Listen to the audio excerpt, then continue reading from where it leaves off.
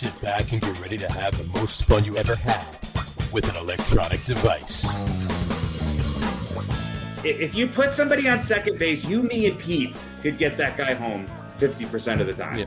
Yeah. I'd go as high as really. 60%. Yeah, now, granted, I would just be leaning into a fastball to get hit by to get hit. And then I'd lean one in behind you. That gets him over to third. Right. And Pete leans in behind me. I would try and get out of the way, but still get hit.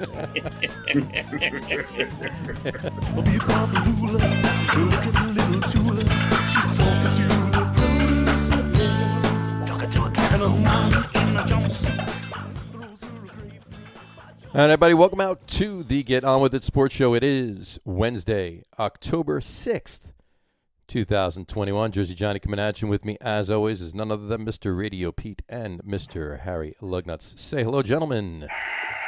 Hello, ho-hocus. Hello, gentlemen. How the hell are you guys tonight? You know, I'm fine, I think. Yeah. I should be happier, but Yeah, well, I mean, Why would you be happier? why would you be happier?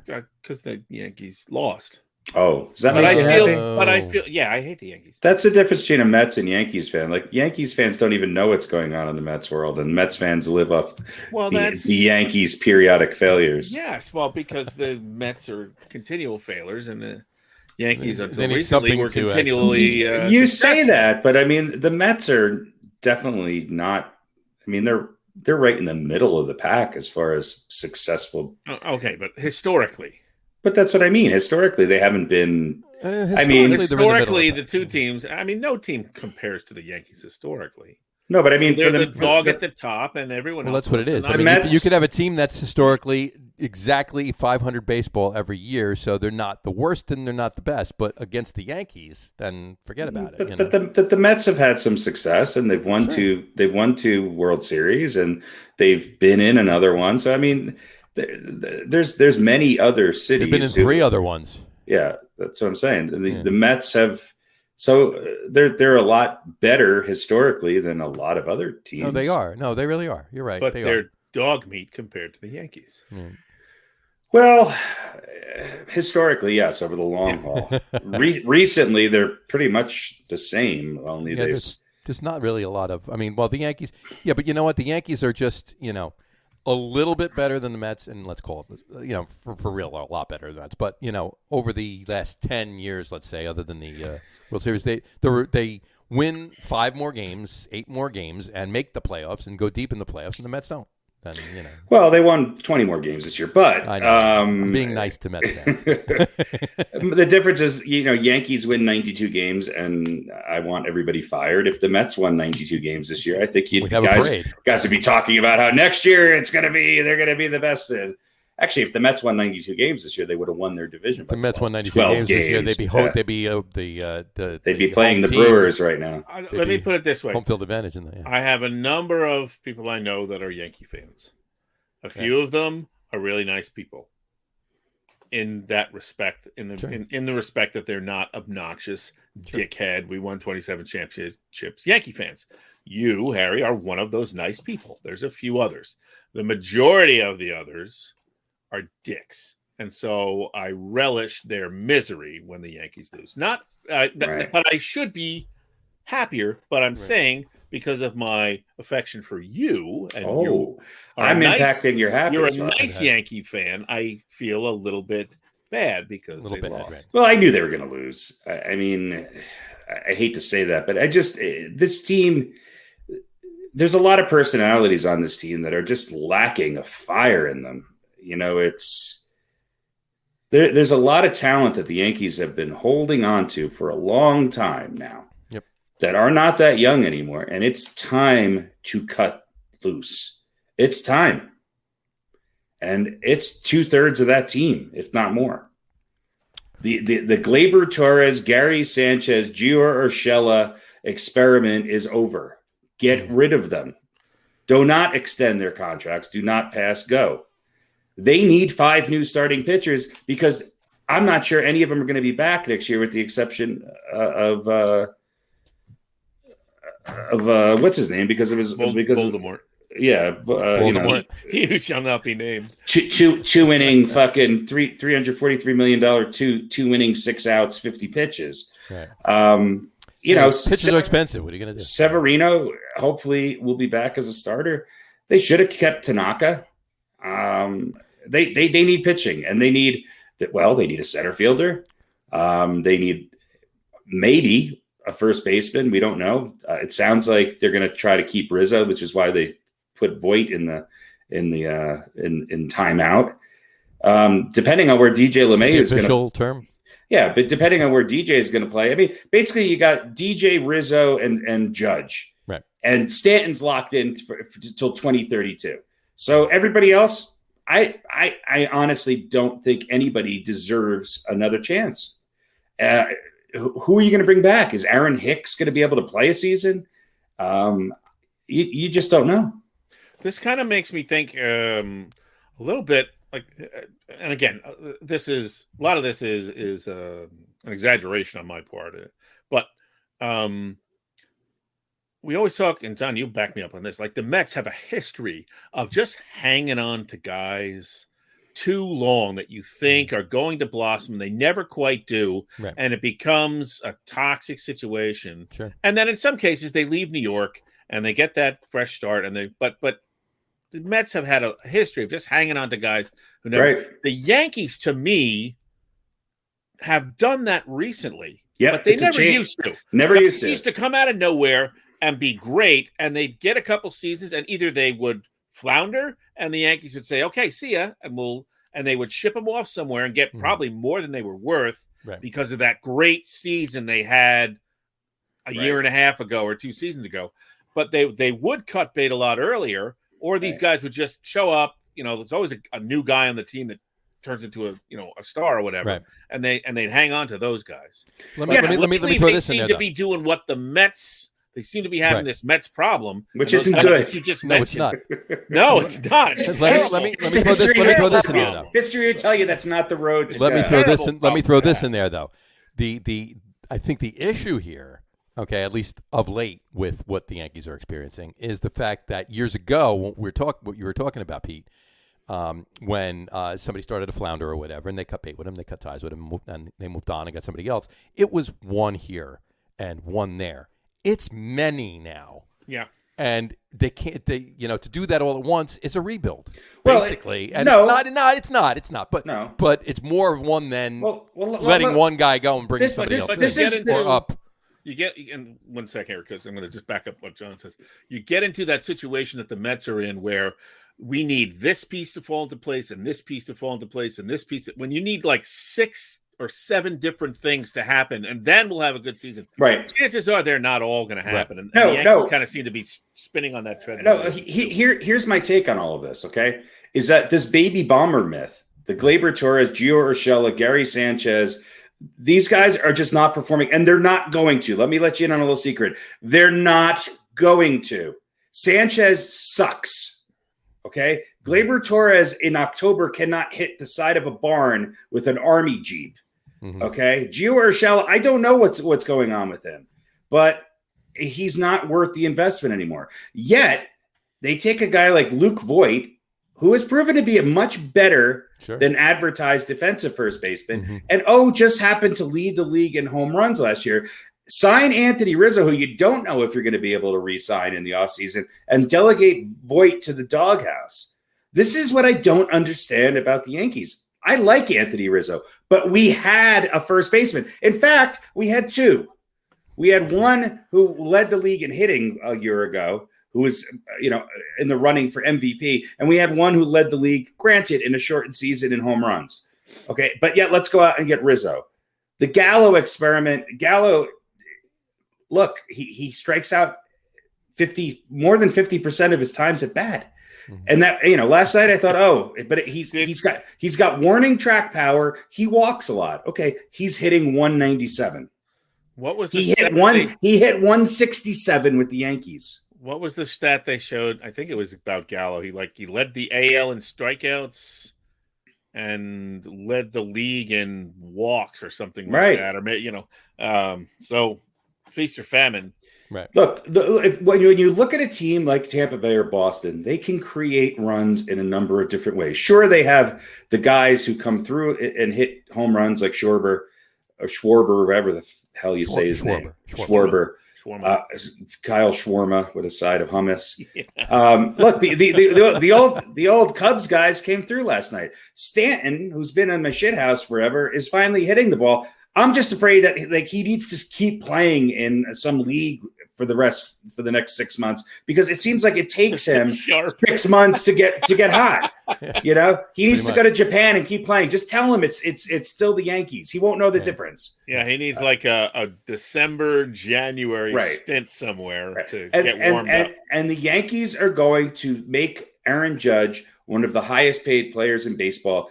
And I like Aaron Judge. He's a great player, but it's going to tie up it's going to make a lot of money. It's going to make their outfield look like they have a bigger outfield than the Knicks have a front line. Yep. Okay. And again, Brett Gardner's great, but he's waving at pitches. The loyalty game can only go so far. Well, how old is Gardner now? He's 38. 73. Yeah, he's 2 years younger than the guy who's going to start for the Cardinals tonight and probably, pitch 6 innings of one run ball. Yeah, let's not talk about him though. Yeah. So my point being is that it's not a complete rebuild. You have, let's say the Yankees re-sign Rizzo and they move on from Voit, which is what it sounds like they're going to be. Okay, let's put DJ LeMahieu back at second base. So you got first base, you got second base, you got right field and left field. Okay, especially if Stanton plays in Japan for the next 6 months, maybe his outfielding will improve. Mm-hmm. Okay, we need a center fielder. Aaron Hicks could come back. He's under contract. All right, so maybe you got center field. You need a shortstop, you need a third baseman, and you need a catcher. That's not a tall order for the Yankees right now. And you need to go out. What the Yankees needed to do was to be able to get a Max Scherzer or get one of those guys in free agency or at the trade deadline. That's what they need. When Cole was lighting it up and being really good, he had Justin Verlander to take the heat off of him and be the kind of guy in the clubhouse who could be the ace, even if he wasn't putting up those big numbers. It was the same deal when Andy Pettitte was on the Yankees. He maybe didn't have the best numbers that year, but when October came around, you knew he was going to perform. Mm-hmm. Whereas some of these other guys were you just didn't have the trust in them. But they need a catcher. I like Kyle Higashioka. He's a good defensive catcher. They need a catcher. Okay, they need to move Sanchez, and if people are interested, move him. And I think they could get good prospects for Torres and Urshela, and I think they need to move him because those guys I don't think they have what it takes to win. Or at least in New York. Yeah. At least this year. They'd be superstars in Kansas City. Their averages would probably go up 10, 15 points, and they'd be all-stars. They wouldn't be playing in October. Right. And so they need at least 2 more pitchers and a closer.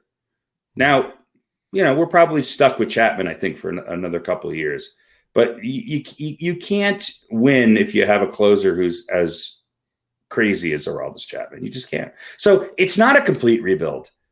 Okay. No, it's not. I wasn't inferring that it was. But my point is a closer, a catcher, and a couple short guys third. in the infield, but Pete, this in years past. I'm just giving you crap. I agree with you. It's not out of the realm of possibility at all. That's 1 month's work for Brian Cashman 5, 6, 7, 10, 9 years ago. Yeah, exactly. This is my problem. 5, 6, 7. Why 9, are they 10 not ago. spending the money to win now? If Aaron Judge is your future and you're going to give him a long-term contract, let me let you in on a little secret. He's got 3 peak years left in him if he stays healthy. Yeah, if he stays. Garrett Cole's got maybe 1 more really good year left in him, if that. Okay, but what are we holding on to? Was here? this year a really good year, though? Well, what are you comparing it to? Yeah, I mean, A-Rod last night said that his second year is going to be better than his first year. So maybe year 3 will actually pan out. I was going to say this year. Wasn't this year his second year? Yeah. But A-Rod said that last night. Yeah, he did. Yeah. Okay. Well, maybe he was like discounting the shortened season last year. I don't know. I think he was having flashbacks of Jason Varitek. He did also say his numbers changed dramatically once the spider tack got banned. But that wasn't the only pitcher in baseball. It's true of everybody's numbers. He was less consistent. Okay, but he had some really good games. He had some great games against some good teams. Yeah. I think he's hurt. I think he's got a hamstring issue that I think is affecting him. And I just don't think he has that sort of steely demeanor that you need in October baseball to win a game. Right. Ironically, the guy who was pitching against him used to be on a team called the New York Yankees. Yeah, exactly. And if you looked at I texted you that last night. And if you look at his numbers, he was 23-15 on the Yankees with a 4.60 something ERA. Mm-hmm. But it's not all about regular season numbers. That's the problem. Is if the Yankees look at Tanaka? You have to win. And this look, the Yankees have enough talent so that they should win 100 games. Mm-hmm. And they should have won the American League East. But they're holding on to some pieces. Last night you saw it. And a lot of that had to do with LeMahieu being hurt, is that the bottom of their order becomes really weak when you have to slide everybody up a spot. Mm-hmm. And then it just becomes weak. Mm-hmm. And I like Velasquez. I think you could plug him in at shortstop if you have somebody who can hit above 250 at third base and get some clutch hits when it counts. Right. You don't need an all-star at every position. I'd rather have great speed and defense and great pitching and give up a little bit of this, a guy who hits 38 home runs, but strikes out 6 times in the playoffs, in a row. Well, you're talking about A-Rod last night, saying that his second year will be better than his first, obviously making that mistake. Well, he said his sophomore season. So maybe year 2 didn't count as a full. Maybe either that or maybe last year was like maybe summer school. Right. Maybe something like that, Right. So because it was just the shortened season. But it's kind of a warm-up. Well, it was a warm-up, yeah. Well, the other thing, too, is a lot of Yankees, announcers with ties to Yankees had a couple issues last night, too. John Sterling calling A-Rod's single in the first or the second inning, a home run. In fact, he called it a Stantonian home run, if I got that correct. You mean Stanton's? Yeah, did I say Stanton's single that should have been a double because Stanton also thought it was Stanton's single that should have been. I really do think that in the park with the lights the way they were at the time of day, I don't think anybody saw it except the outfielders for the Red Sox. Right. Yeah, they're the only ones because they live there. But no, if you look at it, I looked at it a bunch of times. I listened to the call a bunch of times, and I watched it. And if you watch it come down, if you look at the wall, you'll see it. If you're looking at it as if you think it's going to go out, it goes out. Yeah. In your mind, it goes out. You don't see it below on the wall. So, but anyway, I just well, also if you're like stalking and posing, how Stanton doesn't get drilled every time he hits a home run with that. He takes way too long to get going. It's really un-Yankee-like. That's the problem. Yeah, it's really un-Yankee-like. How many home runs? How many just missed home runs that were singles could have been doubles? Right. For him, stop admiring your work. I remember, coaching Little League and making kids run laps for watching their home run balls. Well, right. There's a certain amount that's acceptable, right? Yeah. And we talk about the bat flip and all that. Okay, but you can't do what he did on what appears to be a regular basis. I'm surprised. It's not the first time. Flunked all the time when he does that. Well, it's not the first time, and look, he was the best Yankee in the last month of this. Season. And things were tight problem, right? Too, and that was probably a reason why guys didn't want to get thrown out or suspended because. Right. Things were everybody. There were a bunch of teams that had a shot at it, so kind of let it go. And I don't really think I think if it was a home run, it wouldn't have been deemed excessive. My problem with it is that it's not a home run, so run. It's like it's the difference between him and Judge. The single that led Judge to be on base was a hustle play. Man, he busted his ass down the first baseline and beat out what should have been an out. Which put him on first, which put them in a position to actually score. That's the difference between the two of them. Right. The Yankees have enough sluggers.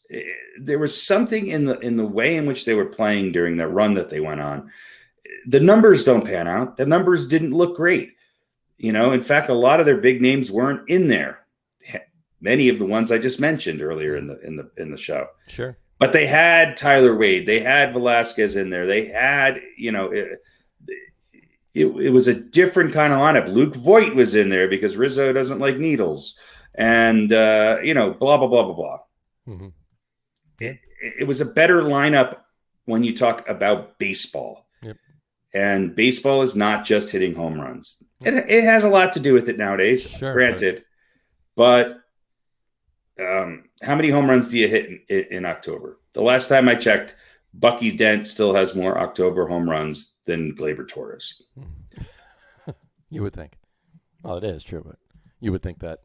That's true of a lot of people, though. It's true of a lot of people. Well, my point being is that that's how the Yankees have always built their teams. They've always had the stars, but then they've always had the guys who have showed up big in big games, who were good defensively and had timely hits. Yep. The Bucky Dents, the Scott Brociouses of the world. That's who, they've Aaron effing Boone's. Yeah, exactly. And I like Aaron Boone. I just don't think he is the right manager for the Yankees. I think they need somebody who's going to be less of their friend, and they need somebody they're going to be pissed off at every once in a while. Well, Luis Rojas is available now. Well, a guy who has not been coaching for 2 years because of health issues, and who knows, maybe the Indians will sign him back. But wouldn't it be nice to see Terry Francona or somebody along those lines come back and coach for the Yankees? I just think they need a change of pace there. And maybe Boone isn't the issue. Maybe there's too many strings being pulled from up above. I think you hit the nail on the head there. But Cashman and Steinbrenner they just don't have the pull to get these free agents in anymore. No. And that's the other issue too. I mean, look at Max Scherzer said he's not going to New York. Yeah. And he didn't just mean the Mets. Right. He's not going to New York. That meant the Yankees too. So, it is. The weather is a lot nicer in LA. This is true. This is very true. On a note of managing, let's flip it over to the Mets. With Rojas out now, I'm curious to see what both of your takes are on who you think is. I mean, I have no idea. There's a lot of of speculation. What's the chatter? There's a bunch of chatter. Jeez. Hey, let me pull it up here. I have a couple of things. I mean, which direction do you go? I mean, that's really... I know what direction I want to go, but whether or not it actually. Here we go. Believe it's on this one here. No, it's not. I need to go back. There was a list. I saved it. Where'd it go? It's just a list you made up of potential Mets managers. No. I didn't make it up. No. It's here we go. Got it right here. All right. These are the odds according to sportsbetting.ag. This is the odds of who's going to be coaching the Mets next year. Okay. There's a bunch, so I'll just give you the highlights. They're saying that Joe Espada is 4-1. He's got the best odds to be coaching the Mets, managing the Mets. Carlos Beltran's right behind him. Oh God, 5-1 odds. Ron Washington, 6-1 odds. Buck Showalter, that's my pick. He has 8-1 odds. Brad Osmus, 9-1 odds. Down to Bruce Bochy, 10-1 odds, and he's tied with John Gibbons and Will Venable. And then it goes on to John Farrell and Bob Melvin. They even have Mike Piazza in here has 12-1 odds of coaching the Mets. I didn't even know Mike Piazza wanted the job. They move on to Willie Randolph, Joe Madden, Bobby V. David Wright has 20-1 odds. He's tied with Bobby V. Dwight Gooden has 50-1 odds. Keith Hernandez has 50-1 odds. And Darryl Strawberry's in last place with 66-1 odds. Funny fodder, but you know what? I was kind of, 8-1 is obviously not, it's twice as many odds. I mean, this is just odds makers. It doesn't mean they're going to obviously hire him, but I personally, my personal opinion is I think they should hire Buck Showalter because he's the guy they should have hired 2 years ago. Yeah, I mean, you can't go wrong with Buck. I think John Farrell's a good choice as well. Yeah. And, I think he has a good balance. He didn't he win a World Series? Mm-hmm. Sure. Yeah. So, who knows what Buck Showalter, what was he last manager? 3 years ago. 2 years. I know. 3 years ago. 3 years ago. But hey, you know what? I don't know. There's been a lot of chatter about Carlos Beltran, and I just, you know what? I mean, he's got. Yeah, will he be a better manager than Luis Rojas? You'd think maybe, but who knows? You know, I really don't know. Has he managed? No. I mean, you know, maybe he manages like from the bench as he was playing. That's about it. Was in the Yankees organization as a scout or a team personnel director? I don't see Beltran as manager material myself. I don't either. But and then furthermore, they need a president of baseball ops and a GM. So it's not like they just need a manager. And they're going to hire them first before they hire the manager, obviously, because they're going to let them, the GM and the president of baseball ops, hire the manager. So, and of course, Theo was the name. That's the guy to bring in, right? It's not going to happen. What about Billy Beane? Billy Beane's really playing it down. So unless there is stuff going on behind the scenes, or unless he's pissed that they went to Theo Epstein first, I don't know. Theo Epstein's not coming to the Mets. They already said they met today. He talked. Why is Theo Epstein not coming to the Mets? My personal opinion, because of Sandy Alderson? Is it because of the role that Theo Epstein wants that he's not going to get? I think that's what it is. I personally think that. That's the real problem, isn't it? I think that Steve Cohen needs to move on from Sandy Alderson and give Theo Epstein whatever he wants and bring him in here. If he needs to give him a couple percentage, a little percentage equity partner of the team and make him team president. Yeah, Billy Beane's got a pretty good gig in Oakland, right? Right. Okay, they do right. I mean, look, they do well every year, right? They don't spend any money, right? They never, get anywhere, but still, it's a good gig, and he's beloved out there, right? Right. For all the right reasons. Sure. So, is he going to come here and have Sandy be his boss? Right. It fits. Well, why would he do that? Epstein. It fits Epstein's MO if he can have control. Look, I think the same thing would be true for the Yankees. If Theo Epstein went to the Yankees and said, "I want to be GM," and do you really think Hal Steinbrenner is going to go, "No, I'm loyal to Brian Cashman"?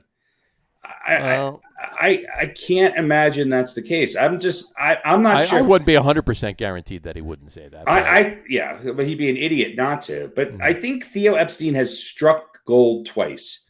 I think he's. It wasn't a flesh in a pan. He has the two longest teams that were not from missing a World Series championship. He got them World Series championships. He knows what he's doing. Right. He can build a team. He's the guy for the job.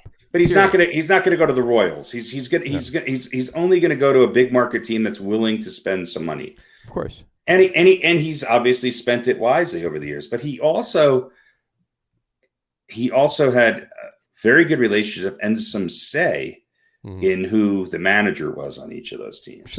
Sure. And that's the biggest thing. And I think the problem here is Sandy Alderson. Alderson is in control, and nobody under him, president of baseball operations or not, Sandy Alderson still has. He's got the final word. He's got the final word over Steve Cohen because Steve Cohen doesn't know. He doesn't know what he's doing. So that's why I think it's not a good fit, because Theo Epstein wants Sandy Alderson's job, and Steve Cohen's being loyal, and he's not going to get rid of Sandy Alderson. That's my personal take. Maybe I'm wrong, but that's my take on it. That's why it's not a good fit, as they said all day today. But who knows? But so we reinvent the wheel, and we go with the second or third or fourth or fifth or sixth best choice, and leave Sandy in the place where we know he's not gonna. There's not going to be any not that Wally Backman's the right choice for manager, mind you, but. There's not going to be any Wally Backman talk because Sandy hates Wally Backman. And, I don't think that you're going to get Buck Showalter in here either, because Buck Showalter is not an analytics guy. I mean, he'll deal with them when he has to, but he's a old school coach that, wants to coach his way. And that's not what Sandy Alderson wants. Sandy Alderson wants a puppet. This is the same thing that the Mets have had a problem with since the Wilpons were here, and not that they were gone. They've gone that long, but it's going to keep going. It's going to keep going down that same path of your repetitive bullshit, and just go away. Thank you for your time. Thank you for what you did. retire. Here's some money. Go bye-bye. See ya. And then bring what has to happen to get Steve Cohen to do that? Steve Cohen needs to wake up. No. I mean, I can't believe that he hasn't been, obviously he spends a ton of time on Twitter, right? And I can't believe that he doesn't read at least some of the tweets at him. And I can't believe that there aren't a million people right now tweeting at him saying, Mr. Cohen, get rid of Sandy Alderson and bring Theo in here. Obviously, it's not going to happen, because if it was going to happen, it would have happened today. He would have moved on from Sandy Alderson today and brought Theo in, or at least there would have been more talks. Now, might that happen tomorrow? Might Theo Epstein have told Sandy Alderson, hey, look, I'm not going to work under Steve. I'm not going to work under told Steve Cohen, I'm not going to work under Sandy Alderson. I want his job. That's what I want. I'll be team president and president of baseball operations. I'll take care of everything for you. We'll hire a good GM. We'll hire a good manager, and we'll win. But if Sandy Alderson's here, I'm not going to come in. And then Steve Cohen said, okay, well, it's not a good fit. Might he turn around tomorrow or Friday or next week and say, hey, you know what? Maybe I should listen to him. Maybe this is the way to go. Yeah, it could happen. But I just think it might. I think if Steve Cohen was in the mindset that that's what he needed to do and it was Theo Epstein or bust, he would have made whatever he would have made anything happen that he would have had to do to make that happen today, before any of these reports came out. So, yeah, off soapbox. We shall see. Uncle Steve ain't getting it done. No. I have a feeling the Mets are going to make a bad decision, and the Yankees I do too. Stick with Aaron Boone. I do too. The Yankees are going to stick with Aaron Boone. Boone didn't seem very confident about that in his press conference. The Yankees are going to stick with Aaron Boone. The Mets, Sandy Alderson is not going anywhere. They're going to bring in some shill to be president of baseball operations. They'll hire again some yes man to be GM. They'll bring in Carlos Beltran, and we'll have another 2 years of what we just had. Maybe a little better, but not. Look, Beltran's name is all of a sudden is being bounced around for the Yankees manager job too. So Beltran's name is on a lot of people's list. Well, I'll tell you one thing: if he knows, hey, if he knows if he has something new up his sleeve other than the garbage can, then bring it on. If Beltran does get the Yankees job, I know who the Mets should hire right away. Who? Aaron Boone. Yeah. I there's something about Boone that just seems I don't know. I don't necessarily blame him, but yeah, he needs to go. Dave Scardino says Boone needs to go. Yes, yeah, he's too wishy-washy. He's too wishy-washy. Mm-hmm. We have an update too. It's 1-0 Cardinals right now in the wild card game. Yeah. So there you go. I mean, that's gonna. Yeah. It's anyway. Look, it's the Yankees need a change, and they need some fire. They need some fire. I watch all these teams that have all this fun, and the Yankees seem like they're not having any fun. It's because half of them are playing scared. No, you're right. You're right. They just don't have a fire for the game. Not. I mean, you look at any good Yankees team in history. They were doing it. They were getting it done, and they were having fun doing it and getting it done. And it just looks like too much work for them right now. And they're not. And they don't give a shit. They just don't. I really don't think they give a shit. Yeah. So, well, things hopefully will change for both teams. We'll have a lot more hot stove talk. Yeah. But let's talk some of the playoffs right now. Let's talk some of the teams that actually are still playing baseball. First of which I just mentioned, the Cardinals are. It's the middle of first. The Cardinals actually had runners on the corners, 1 run in, runners on the corners with 2 outs, and they didn't get across. So it's going to the bottom of the first now. So we'll see how that. We'll pay attention to that during the podcast. It's hard to repeat. The Cardinals are hot. I think the Brewers got a break in getting the Braves. In the American League, you got Boston, Tampa Bay, and the Astros. If I wish all 3 teams could play, and there was an explosion at the stadium. Right. I mean, I'm just let's go National League, whoever it is. It doesn't matter, right? Yeah, it doesn't matter. Gotcha. All 3. Well, let's look at the draft bracket, and I want us to make some predictions. Obviously, I think Boston's going to be a hard team to beat. I really do. So let's go around. We'll start with you, Harry. We'll start with that one. We'll start with the Rays in Boston. All right. It's going to be tough. I mean, conventional wisdom would say the Rays. I also think that, the problem that everybody says with Boston is their bullpen, although they looked pretty darn good last night. They did look pretty good. I like Boston's lineup better than Tampa Bay's. I like Tampa Bay's pitching better, and pitching seems to always win out in the postseason. If I had to pick one, my logical side says Tampa, but I've got this gut feeling about this Boston team that they can beat Tampa Bay. Right. Well, I'll make a little note. I'll put an asterisk next to Rays. Astros and Sox. I think the Astros win that. Yeah. Who's winning tonight? Cardinals are. I mean, I think the Dodgers will win this game. They just have too much talent. Right. And they've proven to be a team that can manufacture runs. It's hard to repeat, though. It's hard to do it 2 years in a row, especially coming off an odd season. Mm-hmm. And we've joked about this all along. The Dodgers don't win they play a whole season. when it's a full season. When it's a full season. I also think the loss of Kershaw is a big loss to them, especially with Bauer in purgatory. So he made an announcement today too, by the way. Yeah, he's an asshole. But was that the announcement? Did he finally admit it? He's like, hey, in case you forgot about me, let me distract from my team's playoff game tonight, and just remind. It needs to be about me for a minute. Yeah, here. just let me just remind everybody that I'm a narcissistic asshole. Right, that's exactly why he did it. Right, yeah. It had to be. All right, so assuming it's the Dodgers, who's winning? Dodgers or Giants? And that. I'm just going to say only because I think it's hard to repeat, and the loss of Kershaw, I think I got to give the advantage to the Giants. All right. They just seem to be when the Giants are on, the Giants are on, and they're on. Fair enough. Braves and Brewers. All right. And so then we have who's winning the Rays and the Astros series. God, again, I'm going to go Astros. All right. And who's winning the Giants and Brewers series? I want to say I'm rooting for the Brewers, but I think the Giants will win.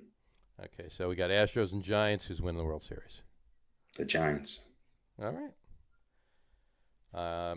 Pete? What are the games again? All right, I'll give you again. All right. Dodgers lose tonight, first of all. Dodgers lose tonight. Okay, so you have Giants. I'm sorry, the Cardinals. All right. So Cardinals and Giants. All right, so Cardinals and Giants. Who's winning that? Giants. And Brewers and Braves? Brewers. All right. Who's winning that game? Brewers and Giants. All right. And Rays and Astros? I'm sorry, Rays and Sox. Sox. Rays. Rays. All right. Sox and Astros? Astros. Rays and Astros? The Rays. Okay, so the World Series is Rays and Giants. Who's winning? I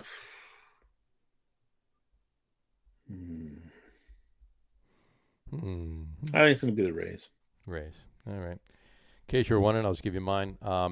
Rays are beating Boston. It's not going to be easy, but they're beating Boston. Astros are beating the Sox. Cards are winning tonight. The Giants are beating them. I can go out and say whoever wins tonight, the Giants are beating them. It doesn't matter.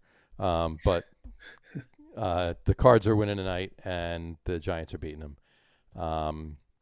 Brewers are winning the Brave series, and then the Giants are same thing. Giants are beating the Brewers. Rays are beating the Astros, and I think the Giants are beating the Rays. So we all have the Giants. You and I have the Rays. Harry has the Astros in the World Series. And I have You got the Rays going all the way. John and I have the Giants going all the way. Exactly. Right. So because of these picks, ladies and gentlemen, welcome to your 2021 World Series of the Atlanta Braves versus the Boston Red Sox. That's right. Wait, let's see what the coin says. That's probably what the coin would choose. The coin's taking the Royals in 6. The coin has the White Sox. There you go. Taking it all. Oh, God. Wouldn't that be something? The White Sox and the Braves? Can that happen? Yeah. It could be the White Sox and the Braves. Yeah, that might be even better than than Boston. Yeah, the TV network aren't hoping for that. Boston and the Braves. And the North. Well, they're two really big market teams with really strong fan bases. So. This is true. And they've, been quietly good. Yeah, well, right? The Sox. Right. Yeah. Yeah. I mean, the Braves. The Braves were good enough to win. The Braves were good enough to win a lousy division. So. Right. They're the but I'm saying they're the formerly known as Redskins of of baseball. Yeah, right. But outside of the baseball fan who pays attention to all the teams, at least a little bit, they've both done enough to quietly win their divisions. This is true. All right. Well, we'll see how these picks pan out. We'll discuss them ad nauseum over the next couple of weeks. Obviously, we'll see. A couple of them will shake out by next week, maybe, or they'll be playing. Depends on when they start, because games start tomorrow night. I think it's the Rays in Boston are tomorrow night, but we'll see. Anyway, one other thing, I just wanted to go back to a comment I didn't put up before. Dave Scardino said Harry is spot on tonight. They played with no passion last night. Obviously, referring to the Yankees. So. Yeah, I mean, it's been like that all year. It's just a sense you get. I want to like these guys. I really do. I have nothing personal against them. We can't continue to go on. It's like a relationship that has no spark. Right. It's like, somebody might be paying half the rent, but at some point you got to pull the Band-Aid off and just say, this isn't working. And I just feel that way about those guys. Yeah. My 26 years of marriage disagrees with you. Good thing your wife never listens to this. She doesn't even know how to do this. She just thinks you're masturbating in the closet again. She thinks I'm learning COBOL. I sense the show opens soon. But in any event, all right. We'll call the baseball talk tonight. Actually, I want a couple things. I know we want to ramble on and on, but so Jose Abreu, the reigning, I think, American League MVP, right? I was gonna say he's reigning. Yeah. The White Sox first baseman has been battling flu-like symptoms, and I guess went to Houston today ahead of the game time decision tomorrow. If he doesn't have COVID, he's playing, right? Oh yeah. I mean, you could play with the flu, right? Wasn't there a guy named Jordan who dropped 50 on some team in the playoffs when he had the flu or something? So don't talk about what team that was, though. No, I wasn't going to. We used to make fun of Michael Jordan's numbers in baseball, but he would be in the top 50 in the league if he's still playing. Yeah, actually, I remember reading a piece about him now. That's what I'm saying. Now, not then. Now, now. Yeah. So you got to play if you're the flu. Unless it's COVID, you got to. Right. If he doesn't test positive for COVID, he's playing tomorrow night, definitely. And the other thing is, he might throw up on first base. Chase Tingler on the list of potential Mets managers. Chase Tingler. Yeah. Is that his name? God, it's High Pockets Kelly's grandson. That's right. And the number one searched gay porn name. So I really like his work. He's about 10 he's games good at over. Baseball too. About 10 games over overall with San Diego the past couple of seasons. And Chase Tingler. Tough to be in a division with 200+ winning teams, but they were in first around the end of May, I believe it was, and how about Bruce had Bochy? A lousy second half, so he's gone now. I wouldn't mind Bruce Bochy. I wouldn't mind Bruce Bochy. Yeah, that's fine. A bunch of guys. With that. So there's names out there. I guarantee you they don't get any of them. Thing about here's the thing. I think with San Diego, you look at them against the Dodgers, 7-12, and against the Giants.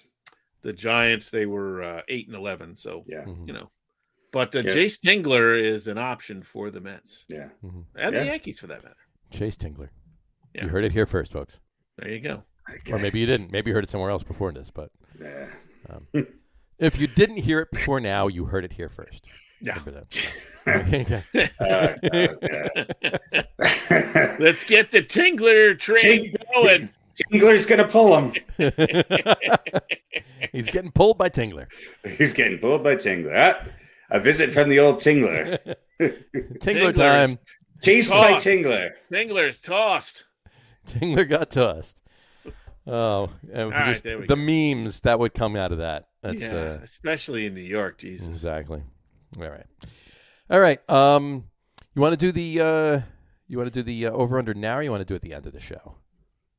It's my favorite part. So let's do it at the end. Let's do it because it is a fun one. It is the fun. Yeah, I'll do it at the end. All right. It's that'll work. All right.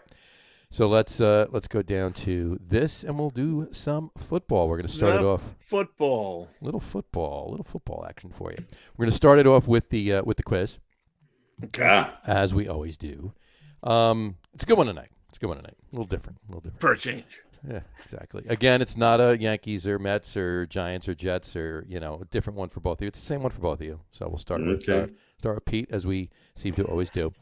Keep 7 out of 13. Keep 7 out of 13 water boys. Ready? I'll give you the names. Equipment managers. Right, exactly. All right. No, 1970s NFL players. Okay, I'm going to give you 6, all different positions. I'm going to give you 6. You have to keep 4. 2 go. In their prime. In their prime, in the 70s, in their prime. These guys are all going to be on my team. These guys, 4 of these guys can be on your team. You can pick 4 of these guys to be on your team. 2 not. I'm giving you 6 names. Here we go. Ready? All right. Roger Staubach. Mean Joe Green. Sweetness. Ooh. That's not fair to everyone else on the list. No. So we have to keep 4 of the 6. Keep 4. Get rid of 2. Okay. All right. So Roger Staubach, Mean Joe Green, Sweetness. Art Shell. Dave Casper. And Lynn Swan. Oh, boy. Well, obviously, I'm keeping Sweetness. Obviously. Who was the first one again? Staubach. And which team? And so I got Art Shell, Dave Casper, Mean Joe Green, Walter Payton, Roger Staubach, and who was the other one? Lynn Swan. Mm-hmm. Good list. System receiver. Well, he only made those spectacular catches because the ball, Bradshaw couldn't throw the ball right to him. Right. Bradshaw was great. Yeah. This is tough. So Pete's Sweetness obviously has to stay. Okay. Who else you keeping? I think I'm going to keep Art Shell. Okay.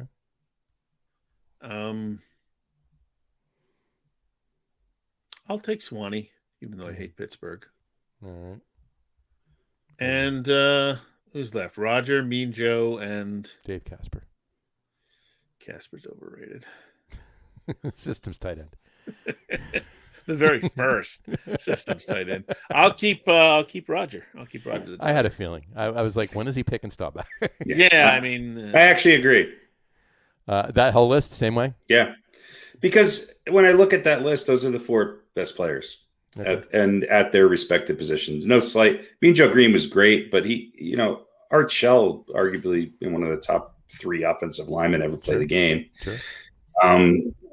Staubach, I think, is maybe the most underrated quarterback of all time. Lynn Swan is always going to be in somebody's top 5 list of receivers. Mm-hmm. Yeah. And Walter Payton's going to be in the top 2, if not the best running back, maybe in the top 3 best football players of all time. Right. So, imagine Staubach, Sweetness, and Shell running an option play. That's right.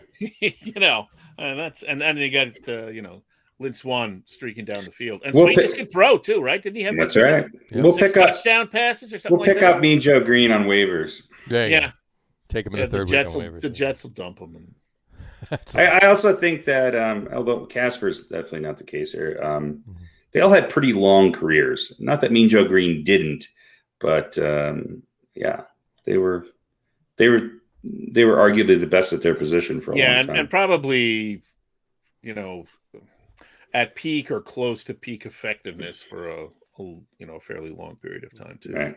Not like 3 great years and then 11 pretty good years. Right. Cool. All right. Good quiz tonight. Good job. Damn it, we agreed with that one. That one should have brought about some disagreement, but I think we are 11-1 as far as agreeing versus disagreeing, right? I believe you are, yes. That 11 number once you get there. Yeah. That says it all. All right. Let's move on to some of the games from this. last week. This isn't first take. We don't have to disagree just to be just to make good TV. Yeah. I'm not saying we should. No, this is. I just find it surprising. Which just a quick comment. First take has gotten horrible since Max left. Yeah, a little bit. It was pretty horrible when he was there. Not that it was that great when it was there, but yeah. Yeah.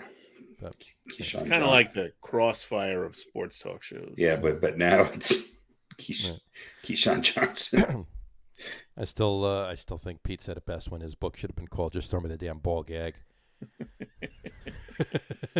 Yeah. But anyway, that was a long time ago. Anyway, I like Stephen A. Smith. Yeah. Yeah, I do too. Yeah, I do. All right, let's talk about some games from last week. We'll get to our beaten by the coin picks in a minute. Let's talk about the Giants. They got to win. And they went down to the Big Easy and beat the Saints.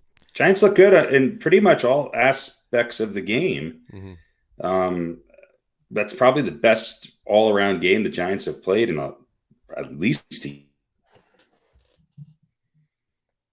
I think he froze. 16 weeks? 16 since 2016? Since 2016. No, since the 16th of October of last year. Since 1680? 1680. 16. Best the Giants have played since 1680? 1680. I think you're right. There you go. He's back. All right. It's the best game they've played in at least a year is what I was saying. And I got you. Okay. All right. That makes sense. It wasn't 16. It was at least. I think the Saints are one of those first week teams that are not living up to what they accomplished in the first week. Mm-hmm. The Giants got a couple good breaks, which is good. The Giants seem to never get those breaks, and they were able to close the game out, in overtime, which was great. They didn't execute fantastically on that last drive in regulation, but a win's a win. You got to take it. But I would have rather seen them win it with a touchdown in regulation. But hey, you know what? Yeah. They did what they were supposed to. Here's what I thought. They did what they were supposed to do at the end of regulation in overtime. Luckily the coin bounced for them, so they had the ball. But they did exactly what they were supposed to do in regulation in overtime. Here's the biggest stat from that game. Mm-hmm. Daniel Jones got sacked 0 times. 0. Yep.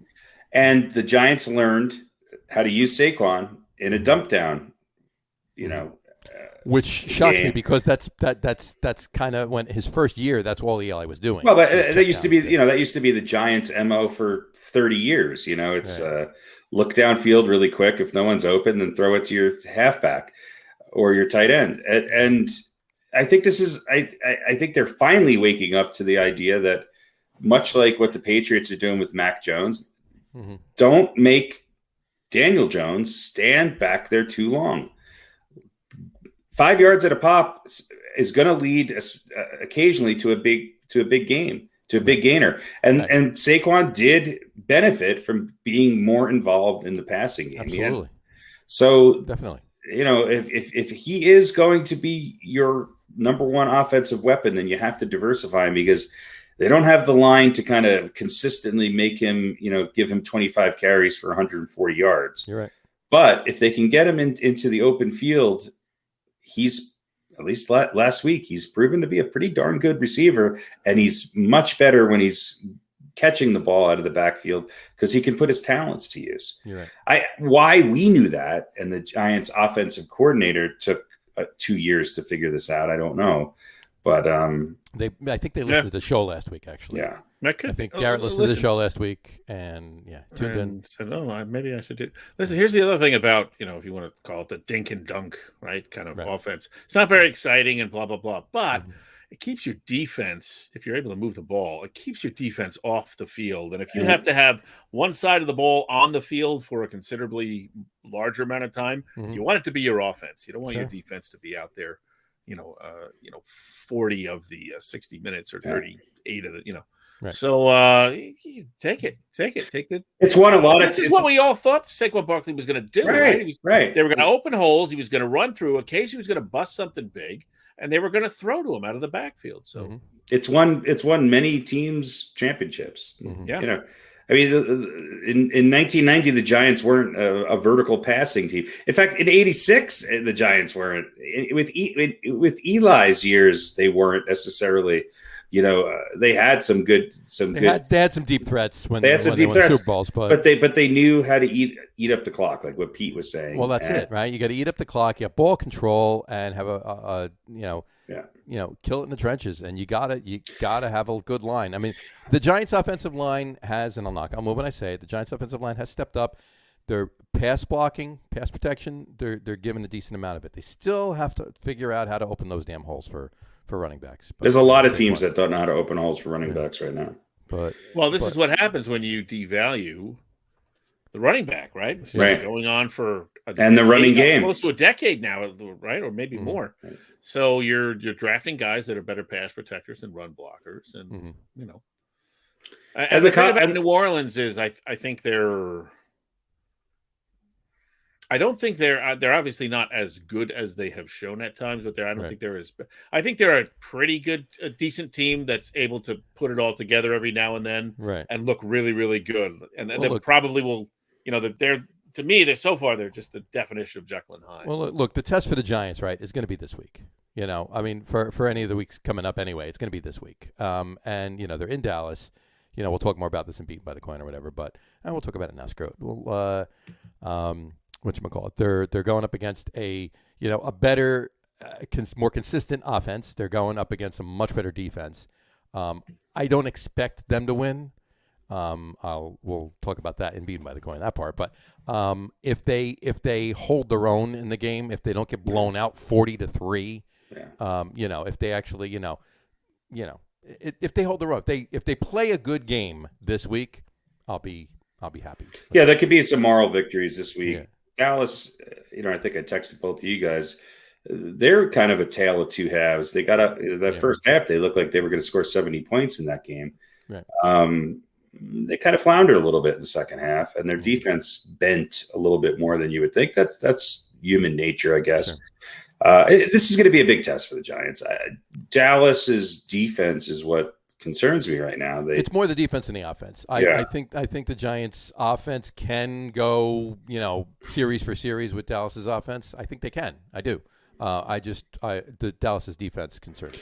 I think that the Dallas defense is going to be a real test for Daniel Jones because they are built to do exactly what he's not good at, which is to make him make quick decisions and have the ball in his hand when he's under pressure. Right. And that's usually what leads to the Giants turning the ball over. Right. And there's a guy on Dallas that was drafted in the first round this year. It seems to be playing pretty good ball. Somebody thought he would be a good pick for the Giants, but I agree. I agree he would have been a good pick for the Giants, and the Giants could have had him. But hey, you know what? Look, the Giants did get an additional first-round pick next year, so hopefully that one's going to be the difference maker. Hopefully they don't pick 2 wide receivers next year with those 2 first-round picks. Okay, because the Giants need 75 wide receivers, right? Yeah. Yeah, and look, I don't know. I mean, Dallas has certainly proven to be a very good team, but I think the book is still open a little bit on them, right? Mm-hmm. I mean, they had a close loss to the Bucs, which is, I mean, I'm a Dallas fan, and I still can't look at them as a powerhouse. Right. I out of the Eagles, and they beat up on the Panthers, who I don't think are. They were one play away from beating Tampa Bay. Yeah, they could very well be undefeated right now. And look, sometimes you have to give teams credit for beating teams that they should beat, and doing it in a way that was somewhat convincing. I think Dallas is. I think they're in the top 3 or 4 teams in the NFC for sure. And after last week's performance by the Rams, I think other than Arizona and Green Bay, I'm not sure there's a team better than Dallas. I mean, I think they're right there with the Rams. Gotcha. Yeah. Daniel Jones. I want to see it being a Dallas fan. I want to see it for a couple more weeks. I understand. Well, of course. Yeah. Let's look at Daniel Jones for a second. He had 402 yards passing this past Sunday. He's got, I think it's 1,189. He's number 7 on the quarterback leaders, passing leaders this year. So passing yards, passing yards, touchdowns, not so much. Passing yards, but he has these first 4 games. He has a regular season. His quarterback rating is almost 100. It's 98, just shy of 100, 98.3. He's had 2 plus 100 outings, and it was this week and the Washington game, obviously. But all of them have been over 90. So he's. It bodes well, but it really comes down to wins and losses. You're right. You're absolutely right. But I mean, if you're looking at the NFC East mm-hmm. right now, and you're saying, okay, who's coming in second? I gotta say right now I gotta say that the Giants have a good shot at coming in third instead of fourth. But no, they're going to be better than the Eagles, right? The Eagles just suck, right? Yeah. So I mean, I don't know what happened to them. They could flip around. They could be the second team, but you know what? It doesn't matter because the NFC East is still the division that's only going to have they're not getting a wild card. No team in the NFC East right, is but a wild card. Again, we're looking at progress here, right? Right. I mean, and they are, and yeah, they were until they get really, really good, i.e., right. good enough to beat Dallas at least once mm-hmm. during the regular season. Sure, maybe that happens this maybe week. This week, and yeah. They're always going to be amongst the rest of the pack, right. But who knows? Listen, Jerry Jones can, say what he says and tell his people to do what they do and fuck up right. a really good team a lot quicker than a lot of this other is true owners. too. This is so true there's no too. guarantee. There's always Dallas the Jerry is Jones stay factor there too. Dominant for the next 2 or 3 years or whatever. Mm-hmm. They could easily fall apart. Exactly.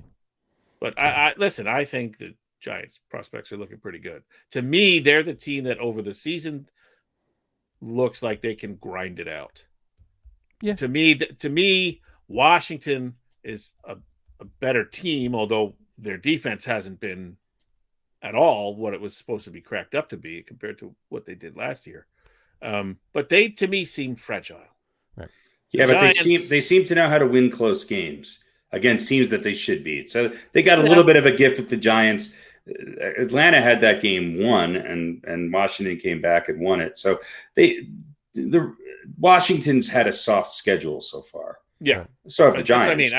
I see like the Giants as grinders and hopefully the success. And I don't expect them to beat the Cowboys, but a good showing is just going to add to that. I think that mentality, that right. underdog mentality, that could be good for them. Agreed. All right.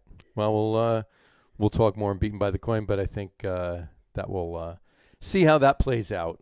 4:25 Eastern time this Sunday, playing in Dallas. The Giants are 7.5-point underdogs.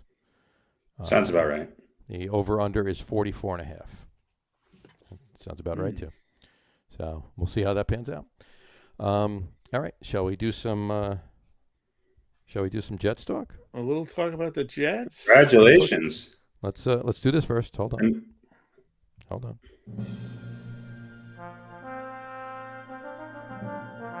Are the Jets gonna win today? No. Yes. I mean, No. Yes. Yes. No. I mean yes. Yes. No. You're wrong. They're gonna win. No. There we go. Well, we gotta make a version where it goes up at the end. Okay. You got to do that. Yeah. So. Okay. Yeah, they won too. Congrats to the Jets. Big, probably a more impressive win by the Jets in some regards. I mean, I think they were bigger underdogs in that, and I think the Jets have a really good chance of winning 2 in a row this week against an Atlanta team that seems to be more self-destructive than the Jets. Yeah, but remember, it is an Atlanta home game, so they got that going for them. Mm-hmm. Yeah, it's the longest trek to a home game that any team will ever have. So, listen, it's great. I heard a couple of people, the professional pundits, call this Zach Wilson's coming out party, as if he's going to just be such a much better quarterback from now all of a sudden, on. right now. All the ails are done. Just one good game, and he's ready for superstardom. Right. We'll see. I do think they probably should beat Atlanta. Atlanta's really bad. But the Jets have been really bad. Atlanta's not really bad. That's the thing, is that they're pretty bad. They're they're just as bad as the other teams, all the teams that they've played so far this year. I mean, they're just as bad as the Giants. They beat the Giants. They're just as bad as Washington. Technically, they beat Washington, but lost to them. Right. You know, they're. So they're a lousy team that's played some they're lousy teams, and they're going to play another lousy team this week. Their defense is pretty horrible, and so whoever they seem to self-destruct, maybe even more so than the Giants and Jets. So yeah, I mean, I think the Jets have I can't believe I'm thinking about picking the Jets, but they have a chance, a really good chance. You know. Yeah. I mean, they do have a chance. I mean, anything happens over in London too, but that's besides the point. Yeah. But they took down the Titans, and Derrick Henry had 157 yards rushing. All right. And the Jets still beat the Titans. Yeah. Ryan Tannehill had 2 yards shy of 300 yards passing, and the Jets still beat the Titans. The Jets. Zach Wilson had 297 yards. The highest rushing total for the Jets was Michael Carter, 38 yards. Yeah. That was it. And it wasn't, we talked about. Braxton Berrios was second with 15. We've talked about Tennessee and, when they get behind and they have to throw the ball and they can't use Henry as much, that's a bad form in them. Not really the case. This is a kind of a back and forth game. Mm-hmm. Yeah, they just couldn't pull away. Yeah. Right. So, I don't know. Jets put some things together and said, I don't know. Maybe the philosophy was, all right, I can't believe they would say, let's let Henry get his, because that could result in a 250-yard day. But exactly. So but then again, the Titans did have whatchamacallit was out. Both of them. Julio Jones was out. Julio Jones and AJ Brown. And AJ Brown. AJ Brown. We're both out. So, right. That's why I think this is not, this was not a panacea for the Jets. You're playing against a team that did not have their two best receivers, and right. You put both of those guys in there because the passing, the receiving yards was Jeremy McNichols had 74 yards. That was the most. Yeah. But he spread it around. I mean, Ryan Tannehill did have one more passing yard than Zach Wilson, but he spread it around to 1, 2, 3, 4, 5, 6, 7, 8, 9 different receivers. Yeah. He spread the ball around too. Yeah, it was a good game plan for Tennessee. Yeah. It came up a little bit short. And Corey Davis had 111 yards for the Jets. Keelan Cole had 92. Jamison Crowder, 61. And then everybody else was minor. There was some balance, but, did the Jets do anything spectacularly well? No. But they did enough to win. And fortunately, they missed the field goal. Right. Yeah. But I mean, I can't help but think that Titans. That was obviously. Yeah, Jones or Brown would have had significantly decent days had they been in the game. Right. Stanley Woody had guys he can just kind of throw the ball up to and they'll go get it. Certainly in Julio Jones, especially. Sure. Put it up there and he'll go get it. So.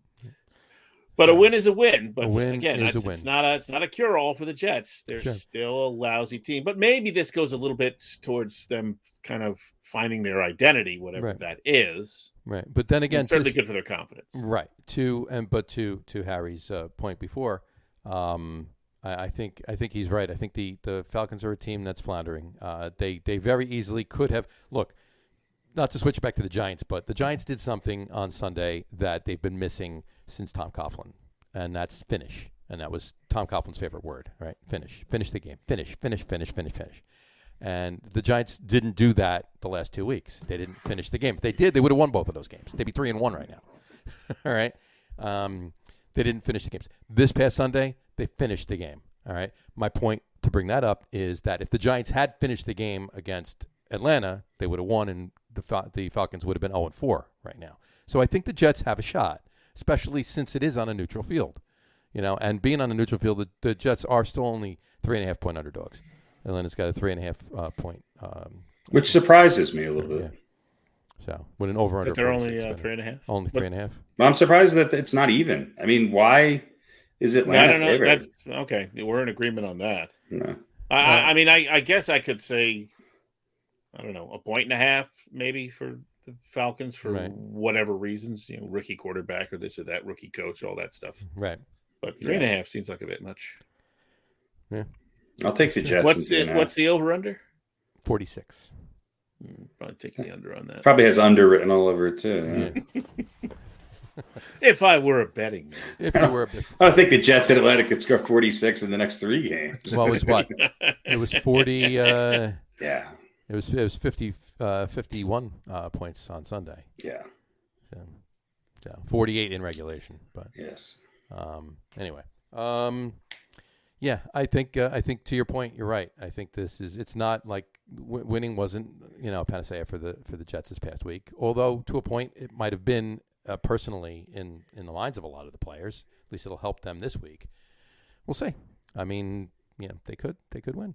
It could be 2-3. Yeah, no, I think it's great for morale and confidence and all that. I'm just saying, I don't think this team has dramatically improved over the course of the one week to where all of these things are now they're going to do better on a consistent basis. Right. They're still going to be lousy on a consistent basis. I agree with you. I just think this particular game this week with the Falcons could be a good game for them. And then they could. And then they have a bye. And then they have a bye the following week. Yeah. So, I don't know. I might take them this week. Or then they come back to play the Patriots in Foxborough after that. But, well, and that's another story. All right.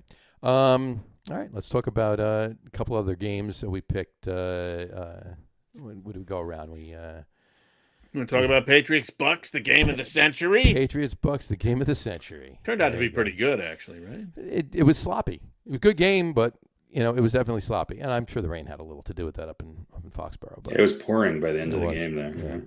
So, but it was definitely a sloppy game in the rain, as you would expect. But it was good. It was good. And again, I mean, if that team had the ability to finish, then speaking of the Patriots, obviously, they could have won the battle of the bees. Yep. Brady Belichick. You could say that about almost any team, though. That's true. This is called sports. I'm not talking about just winning. They had an opportunity at the end of the game. Of course they did. Yeah. Extend another drive, get another field goal, and you win. But although I'm not sure if you give the ball back to Brady with 56 seconds left, it was going to be a guaranteed win. No, that's true too. But that's why you need to extend the drives, kick another field goal, and leave only like 18 seconds left. Yeah, well, they failed pretty miserably at that. But 56-yarder in the rain is pretty tough, but it was close. Yeah, it was. They needed 5 more yards. 5 more yards. It would have bounced in the other way. That's it. But. Anyway, in any event, that was the case on that one. What else did we pick last week? We picked Arizona and Cardinals and Rams. Yeah, there you go. The Rams. So that was, the Jets win is not a cure-all for them. I don't think the Rams losing means they're not still one of the best teams in the NFL. I mean, not by any means. Yeah. Teams have bad days and. I was a little shocked at the spread of it. 17 points, Arizona's for real. Arizona's for real. No, I want to see another 2 weeks out of Arizona, but I think you're right generally. But they looked awfully good early on, and then we're roughly 500 over the rest of the season. Yeah, but they do seem like a better team this year than last year. So they do. They seem better. Yeah. But yeah, I don't think by any means that takes anything away from the Rams. It was a divisional game. Their defense looks good. It does. Yeah. So, and then what was the other game we picked? We had the Ravens and the Broncos. Ravens and the Broncos. That one went, I think, as predicted. Hopefully Teddy Bridgewater. I mean, the Broncos did look a lot better when Bridgewater was in there. Sure. They're just a mediocre team that's really had the fortune of a pretty easy schedule up until that Ravens game. Yeah, good defense, but I mean, good defense against the Giants, Atlanta, and whoever else, and the Jets. Yeah, that's true. That's the point you made last week. Right. And then, of course, Vegas and the Clippers. Mm-hmm. I put LAC, so I can't help but think of Clippers. Yeah, the Chargers look good. Chargers look real good, and I'm wearing for their victory over the Raiders on Monday night. Is that a Billy White Shoes Johnson jersey? This is come on, you know who this is? Kellen Winslow. No, Antonio Gates. Antonio Gates. Come on, man. Although I will say, Systems tight end. I don't necessarily think any less of the Raiders. They got down early, and but had pretty good second half. Derek Carr doesn't give me the. He's not the guy that. He's not the guy that you would feel super confident in. Right. In too many situations, but right. He seems more competent than he's been most of his career. Let's put it that way. But I don't know if he's quite in the superstar mode yet. So no.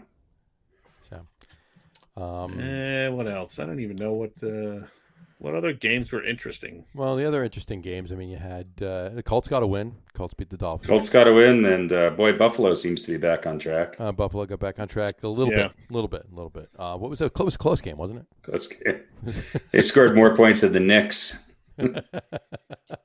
Yeah. Who's the worst team right now? Is it the Texans? It's got to be the Texans, right? Yeah. It's got to be. Yeah, it's got to be.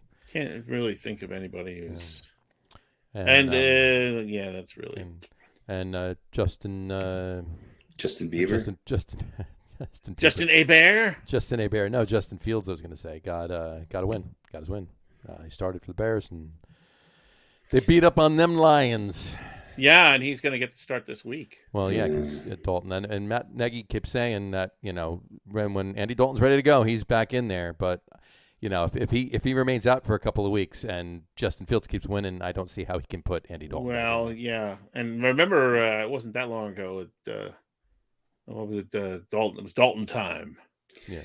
Right. When Andy Dalton said, "It's my time now," Justin will have his time. It's my time now. Right. Then he got hurt, and now you're Drew Bledsoe. Well, no, but it was his time. When he said it was my time now, he meant that day, right? He meant that day. He meant that day, right? Yeah. At that practice, it was that one particular practice, right? I mean, look, the Bengals are 3-1. Very easily could be 4-0. Yep. Yeah, they could be. It could be. Which does intrigue me for this matchup this coming week because it is in Cincinnati too. But we'll see how they respond to that. We'll see. Packers beat the Steelers. The Steelers, I think, are right back where they were last year. Yeah, Steelers, last place in the AFC North, 1-3. I get the distinct sense that if things keep going the way they are, this is not only going to be Ben Roethlisberger's last year, but it could also be what's his name's last year as well as Mike head Tomlin. coach. Yeah, but Mike Tomlin, they're the one organization that since the late '60s they've had 3 head coaches. Yeah, I get it. Yeah. But he's been there a long time. And, but I mean, unless Roethlisberger sort of rebounds or something, then that's going to be the reason why, right? In other words, it seems to me the Steelers, if they have a lousy season and Roethlisberger is mediocre, I go, he's at the end of his career. He doesn't have it anymore. It wasn't really the coach's fault. Right. I don't see them cutting ties with Tomlin because Roethlisberger is a 41-year-old quarterback they'll find a way to stay loyal to the coach. Right. That's my point in saying that. So it's not just the offensive side of the ball. They just seem to not be playing for him as well as they have in years past. Right. Well, that might be the reason they decide. Is again, if it's not a good season, that might be the reason they decide more so than. And they don't really have who's their backup quarterback on the Steelers? Bubby Mason Brister. Rudolph still? Bubby Brister. Bubby Brister. Jerry Goldstein. I mean, it's not like they have a big star waiting in the wings, Colt McCoy? I don't know. Who's their backup?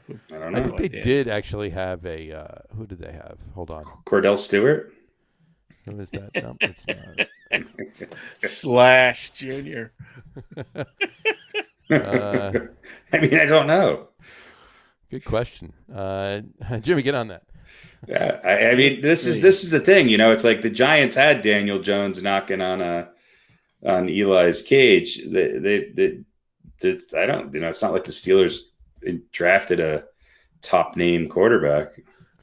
Mason Rudolph. I said Mason Rudolph. Like I said. Oh, and they drafted Dwayne Haskins. So Haskins is obviously the heir apparent because they brought in Dwayne Haskins. That's where I was trying to look for. That's what. He was drafted by the Redskins, right? Right. They brought him in. The Redskins stumped him last year. Redskins gave him like 3 games, and he did something stupid, right? Was he out partying? He was out partying during COVID with getting a lap dance to the strip club. Yeah. So they said enough. So he's going to be the head coach of the Jaguars. So he's going to be head coach of the Jaguars next year. So for the Steelers, if it's not moving on to other NFL news on that. If it's not Roethlisberger for the Steelers, then it's the racist or the COVID partier. What a choice!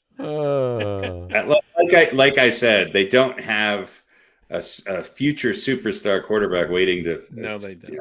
No, they don't. That's a shame too. But here's my other question. Although Haskins might have benefited from having these few years of playing, not playing. Maybe. I think he still has the potential of being a pretty decent quarterback. He was a good quarterback, and he's a physical freak of nature. Yeah, didn't he win a national championship in Ohio State? 50 touchdowns in the year and stuff like that. But yeah, he's a systems I don't quarterback. remember.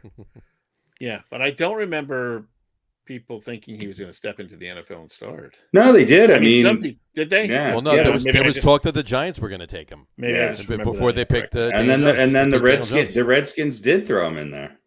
Mm-hmm. Right. Well, they threw him in there because of they went back and forth with Alex Smith, right? Yeah. Alex Smith, who didn't comeback player of the year and led him to the playoffs, and then they dumped him. For Haskins, and then Haskins he was done. He came back to do it. He didn't come back for a longer career. He wanted to do it again. What he went through with that injury was just, horrible. So, I don't think, right. But I don't think Alex Smith was looking for a long career after that. They didn't bring him back, right? Washington said, "Thank you, we're done with you," and then he retired. Yeah. Yeah. But it was mutual. It was a mutual thing. Yeah. So I don't know. Anyway. Throw money at him. He might have come back for another year. He didn't want to. Somebody did actually. He didn't want to do it. Right. Anyway. All right. So yeah. Speaking of Jekyll and Hyde teams, San Francisco, with and without Garoppolo. Yeah. I don't know if it's so much Garoppolo. I just don't think they're as good as we think they are. I think they're good, but they're another team who just can't seem to close games out. And Seattle's another weird team. You look at that's right. Look at the number. That's a weird. Those are two teams that are equally as unpredictable. Yeah, and then people, a bunch of people going, "Oh, Russell Wilson's back." Well, maybe we'll see. You got to do more than 169 yards passing, but he had some. Yeah, but he had some really nice plays where he got out of clutch plays and this and that. So gotta have a few more weeks. In that sort of success, I think. Yeah. But you know how the media is, right? Everything means the extreme, right? This guy's done. This guy is ready to, he's sucked for the past 3 weeks, but he had a good one. Oh, he's ready to go. I just wait for Keyshawn Johnson to tell me how it is. Exactly. You just got to listen to Keyshawn. That's it. Because he seems to know a little bit of something about everything. Well, I love Keyshawn, of course, being a Jets fan, but Keyshawn's a guy who obviously thinks that everything he says is the most important thing. Of course. Ever been said by anybody, including him. Ever. Yeah. Right. Yeah. Exactly. So, but anyway. To give him credit, there's a bunch of times he's right about stuff where he has kind of an off take. That's true. Clock is right. Even a broken clock is right twice a day. That's true. All right. Before we get on to beaten by the coin, let's. So we just did beaten by the coin. Well, there's a couple other stories. Well, you couple of stories. mentioned the Urban Meyer thing. Urban Meyer. Yeah, let's talk about that briefly. What's your take on it? Well, his brother Oscar is certainly not happy with him. He's not. He's definitely not. No. Listen, Oscar at least is known for his wiener. Here's my take on all this. Who gives a shit? I mean, he wasn't choking anybody or punching them in the face. He's a celebrity at his own bar. I mean, if this was a married player getting a lap dance, would we give a shit? I mean, the sort of, the owner of the Jaguars. I mean, if he wins 3 games in a row, they should be getting him lap dances. This is a bunch of bullshit. I don't quite understand any of this. Right. I think obviously there's going to be people that there's going to be dissension and somebody's going to get upset about it, and that's what you're going to hear. People that are pissed off at it, you're going to hear them, the squeaky wheel, right?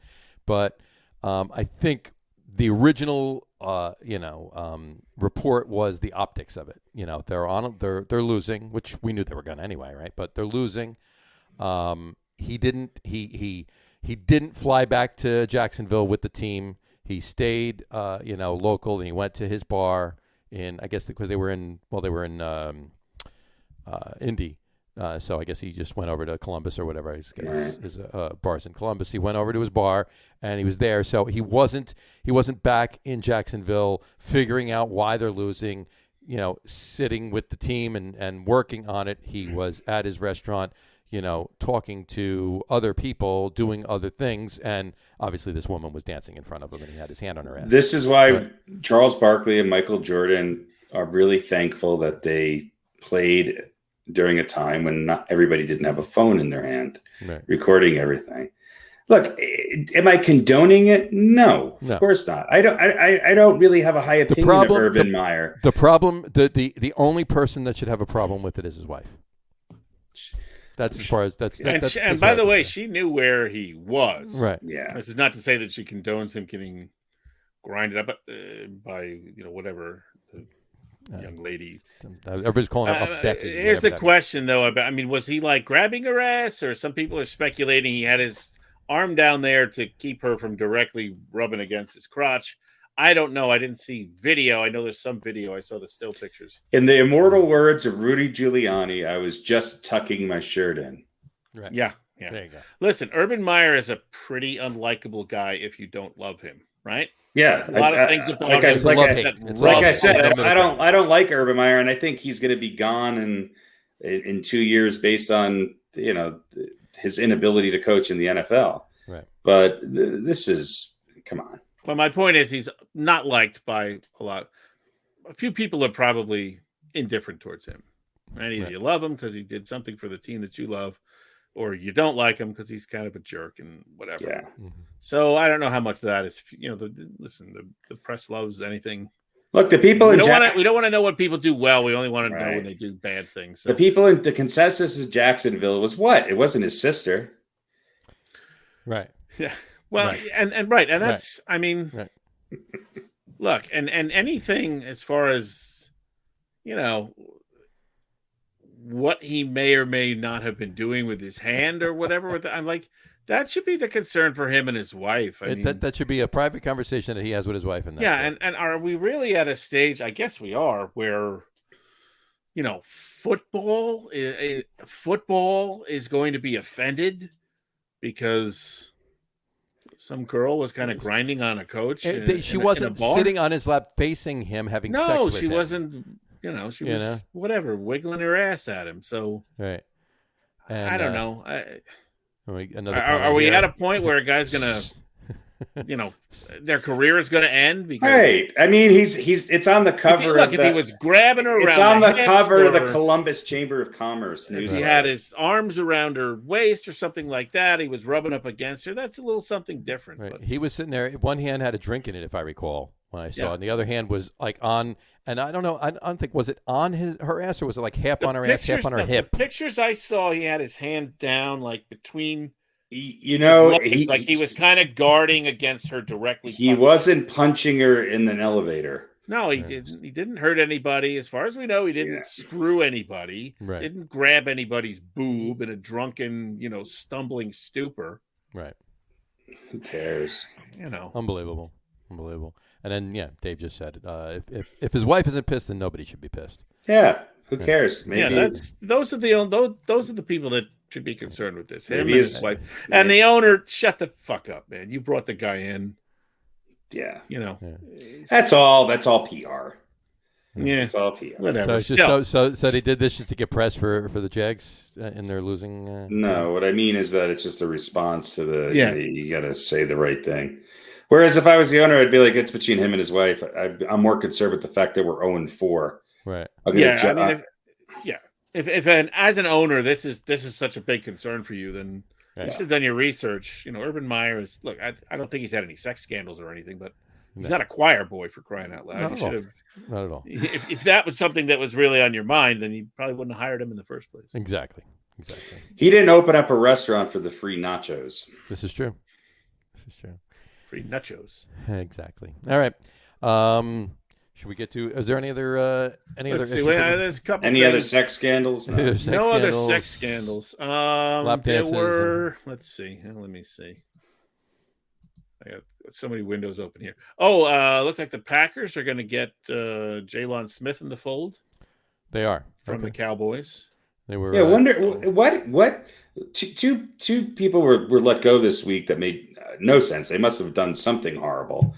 What's his name on the Pats? Jalen Smith. The story was that he didn't fit into Dan Quinn's defensive scheme.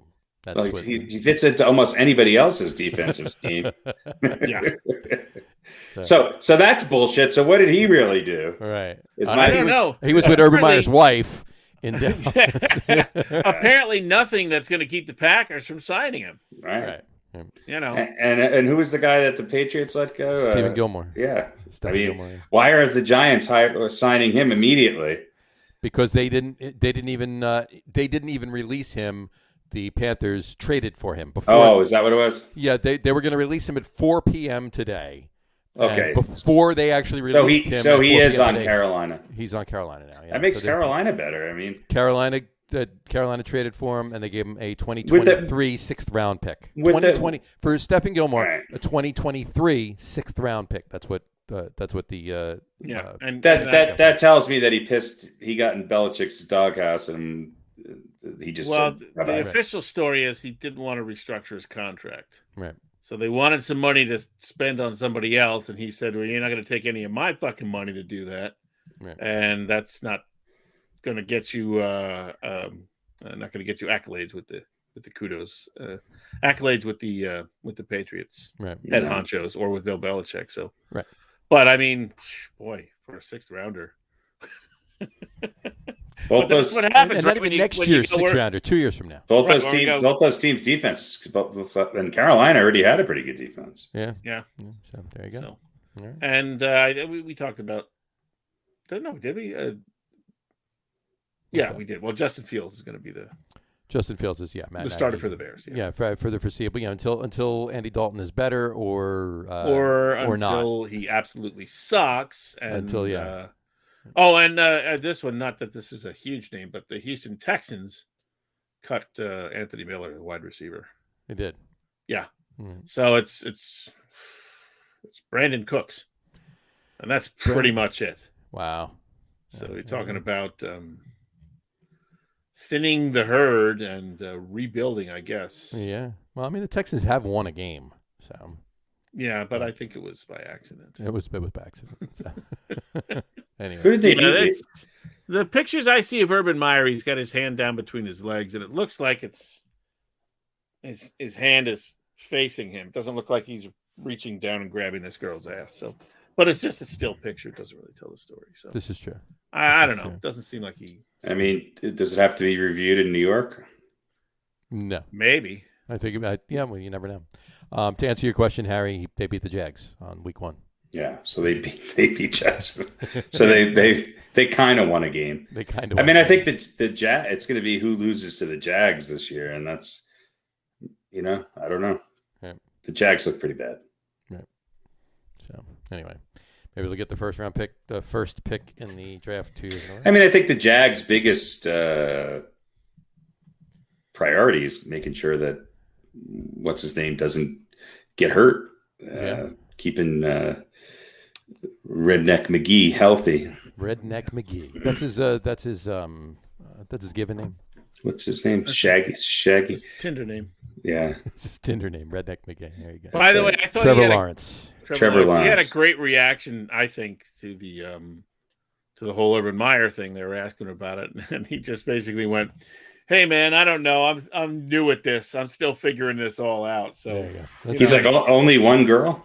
Was it just one? That's nothing. He didn't really, he didn't. That's a Wednesday afternoon. I don't know what the hell he's talking about. He didn't throw any shade. He didn't throw any support. He just went, "Hey, I don't know." Right. I thought it was a pretty good answer. Gotta love it. All right. Let's fire up this week's picks. What do you think? Sure. Why not? Right. Somebody's got to pick some games. Somebody's got to pick some games. So I think it should be us. Beaten by the coin. Beaten by the coin. I'm sure I'll lose to the coin. No one wants to be beaten by the coin.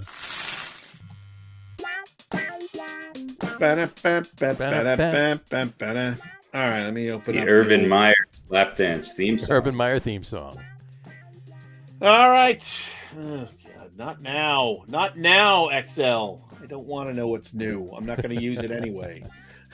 So stop telling me. XL, Jesus. All right. All right. So here on the Excel sheet that I use to keep track of our picks. Fire them up. Let's start with the old Jets versus Atlanta in sunny London, is it? You want to go over our picks from last week? We just did. Oh, what we picked and what we lost and what we won. Just give this. Right? We went over the games. No, we don't have to go over the games. Just who won and who didn't. All right, so we all lost with Tennessee, New Orleans, Yep, and the LA Rams. Mm-hmm. Everybody won with Baltimore, and I lost with the Raiders. So you two went 2-3. The coin went 2-3. I went 1-4. Mm-hmm. Harry's officially at first at 13-7. I'm now 12-8. John is 11-9. Mm-hmm. And the coin an even 10-10. Wow, one game separates all four of us. One game right down the line separating all of us. There you go. All right, cool. There we go.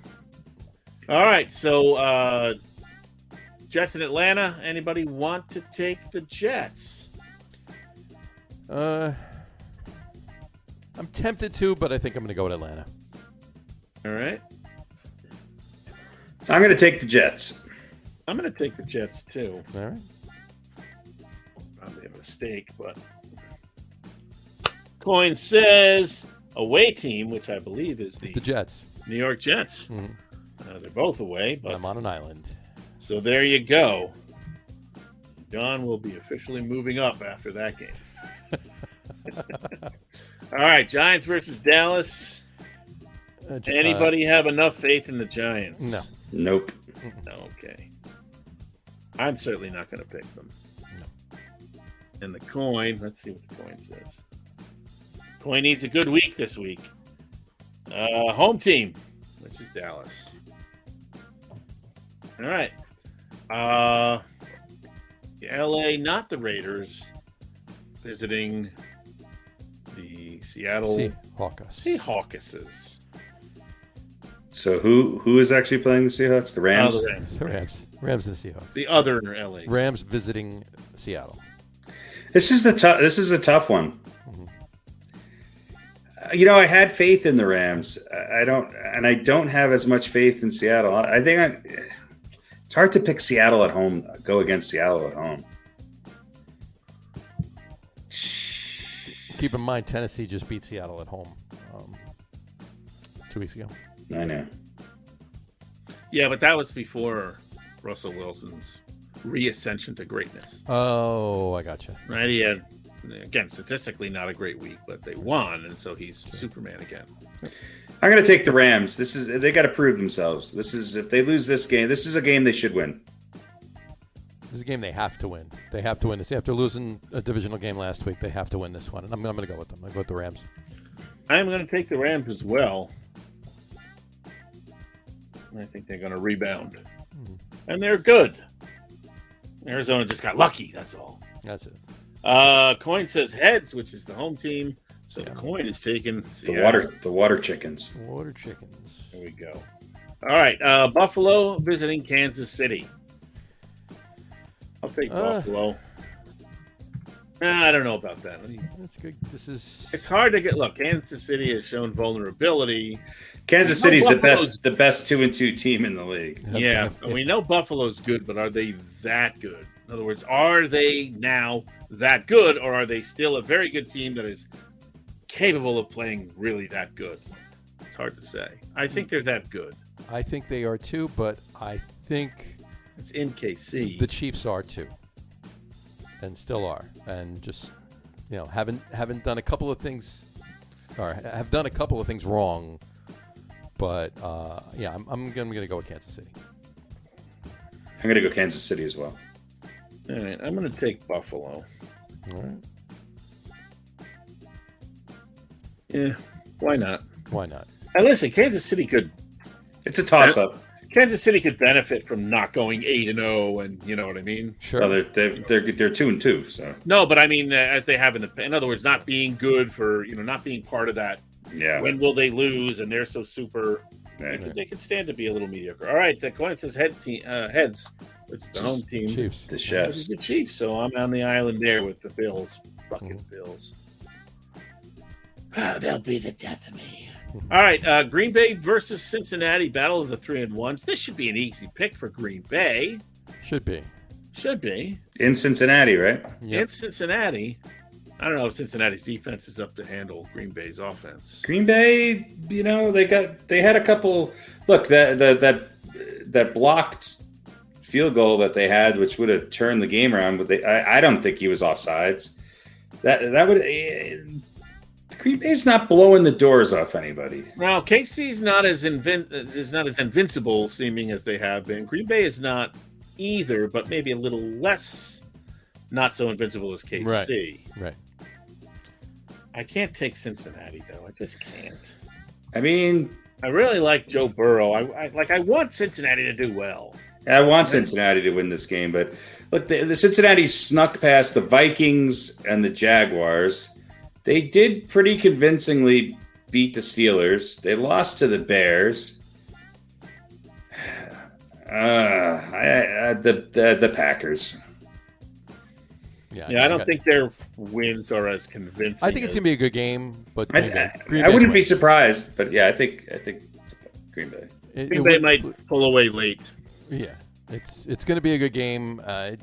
Yeah, Cincinnati might even be up at the half, but could be like a 10-point Packers lead and then a late pick six or something, and it ends up being a 17 or 14-point lead or something. Right. Coin says tails. That they like is Green Bay as well. Let's see. There you go. So John's taking Atlanta. Mm-hmm. We're all taking Dallas. We all got the LA Raider Rams. I got Buffalo, and we all got Green Bay. So some movement will be made this week. There'll be a little movement. And we got it done before the music sounder ran out. And look at that. It's a beautiful thing. Just faster than usual. This is true. We're getting better. All right, that just about does it, right? Well, we got another 10 days or so for the NBA to get started, I think. Yeah, the preseason started. This is true. Yeah, no, I mean the actual season. Preseason. The actual season. Yeah. So what's the over/under on Kyrie actually getting a shot? Oh, jeez. I don't know. But before we get to basketball, can we do our top 10? Yes. Oh, yeah. Top 10. Top 10. There we go. All right. Hold on one second. Let me pull up this list here. A top 10 tonight. So we did a lot of Giants and Jets last year. We did a lot of mostly Giants and Jets. So this year, obviously, getting into top 10 lists for football. We started off with a couple interesting ones, and we had a couple of fun ones that we did too. But we're going to start off with this week. We're going to go around the league. We're going to do old school. We're going to do some stuff. This week we're doing top 10 Denver Broncos of all time. Top 10 Denver Broncos. Denver.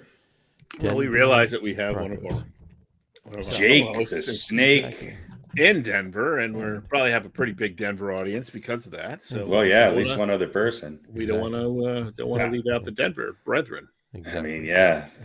So top 10 Denver Broncos of all time. We're going to start off in true I almost said locker room.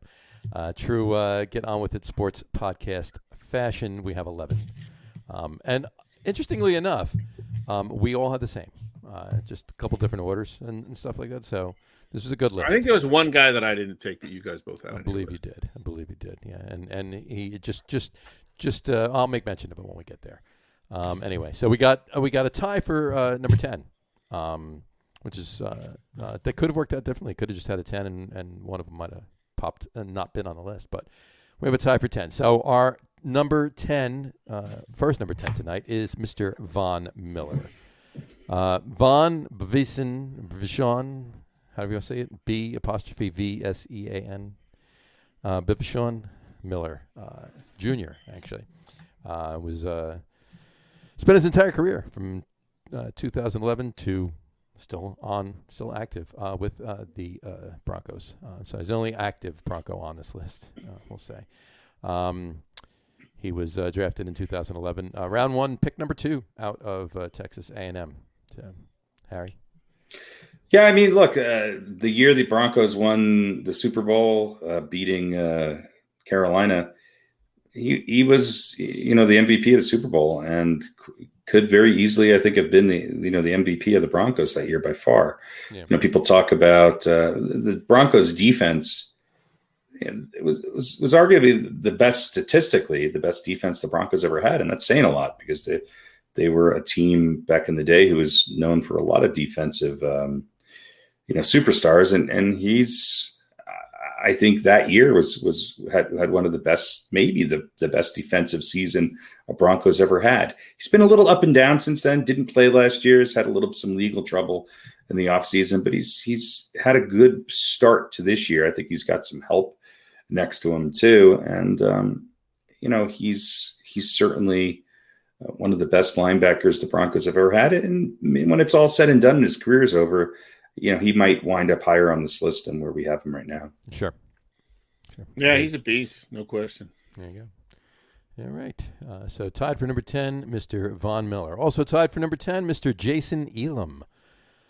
Jason Elam, the former place kicker for the Broncos, played for the Broncos from 93 till 07. Played a couple of years in Atlanta after that, as a matter of fact. He where am I? He was drafted in 1993 out of Hawaii. Went to Hawaii. Round 3, pick number 70. 3-time Pro Bowler, 3-time second team All-Pro, and 2-time Super Bowl champion in Super Bowl 32 and 33, of course, in the Broncos Ring of Fame. There you go. I think he's the all-time leading scorer of the Broncos. Didn't he have the longest field goal record for a while? He did. Yeah, he did. Until when was it? Who knows? Actually, it was 63, right? 63 yards. Yeah. Yeah. So, but until last week, right? Until 2 weeks ago, yeah. Until 2 weeks ago, right? Yeah. Okay. Yeah, very much. Somebody tied him. Yeah. Yeah. Somebody kicked in. Right. And but he had the poor Lions. Exactly. Lose on a last-second field goal, and it's the longest ever, by the way. Really? Yeah. And it hits the crossbar and bounces and in. Somehow bounces in. Right. Hit it wild. And just the way it hit it. If it hit it any other way, it could have bounced out. But yeah. But it wasn't like it hit the back of it and then just kicked in. Yeah, he hit it, bounced up, and then went back over. in, and that almost never happens. Right.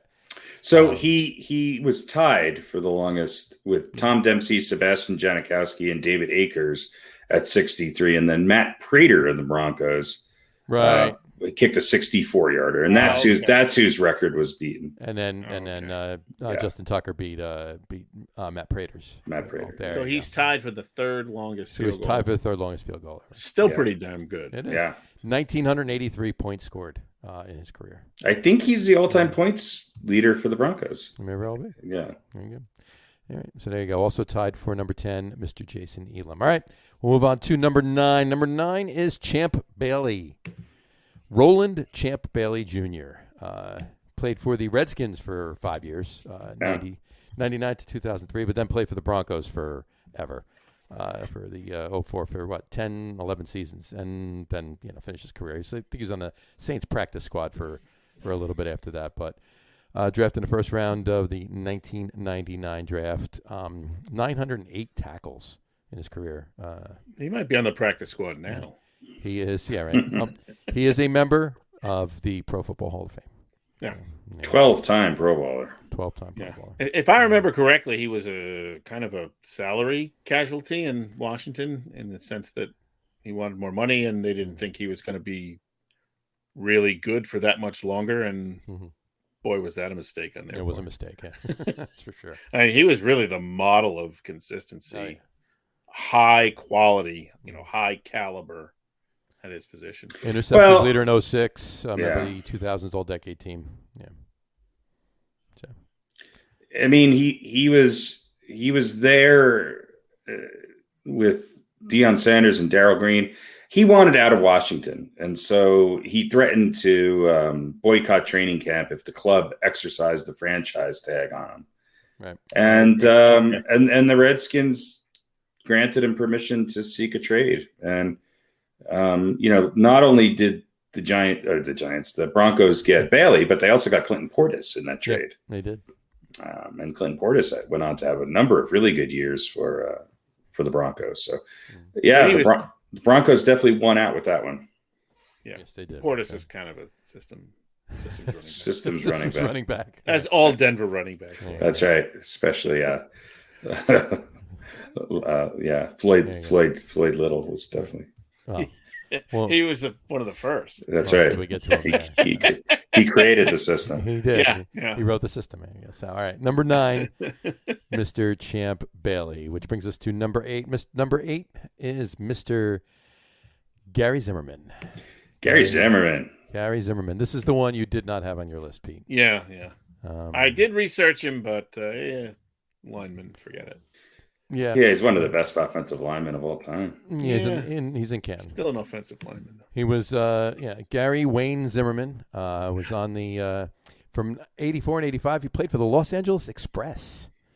Then he played 6 years for the Vikings and then went to the Broncos. I do remember him on the Vikings. He was a 5-time All-Pro. Yeah, which is a lot, for NFL 1980s and 1990s All-Decade teams. Yes, he was 7-time Pro Bowler. Yeah, and pretty much the beef of his career. He was always in the Pro Bowl. So there you go. But great tackle, great offensive tackle. There you go. Number 8, Gary Zimmerman. Moving on to Mr. 7. Mr. 7 tonight. Mr. 7. Mr. 7 tonight is none other than that original, the OG Systems running back, Mr. Floyd Little. Floyd Douglas Little, to be exact. He was on the Broncos from 67 to 75. 5-time Pro Bowler. He is first-team All-Pro in 69, 2-time second-team All-Pro. NFL rushing yards leader in 71, and rushing touchdowns leader in 73. His Broncos number 44 is retired, and they didn't retire it.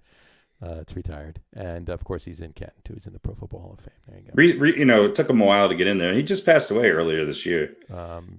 Beginning of the year. Yeah, I think I read he was number 7 on the all-time list when he retired.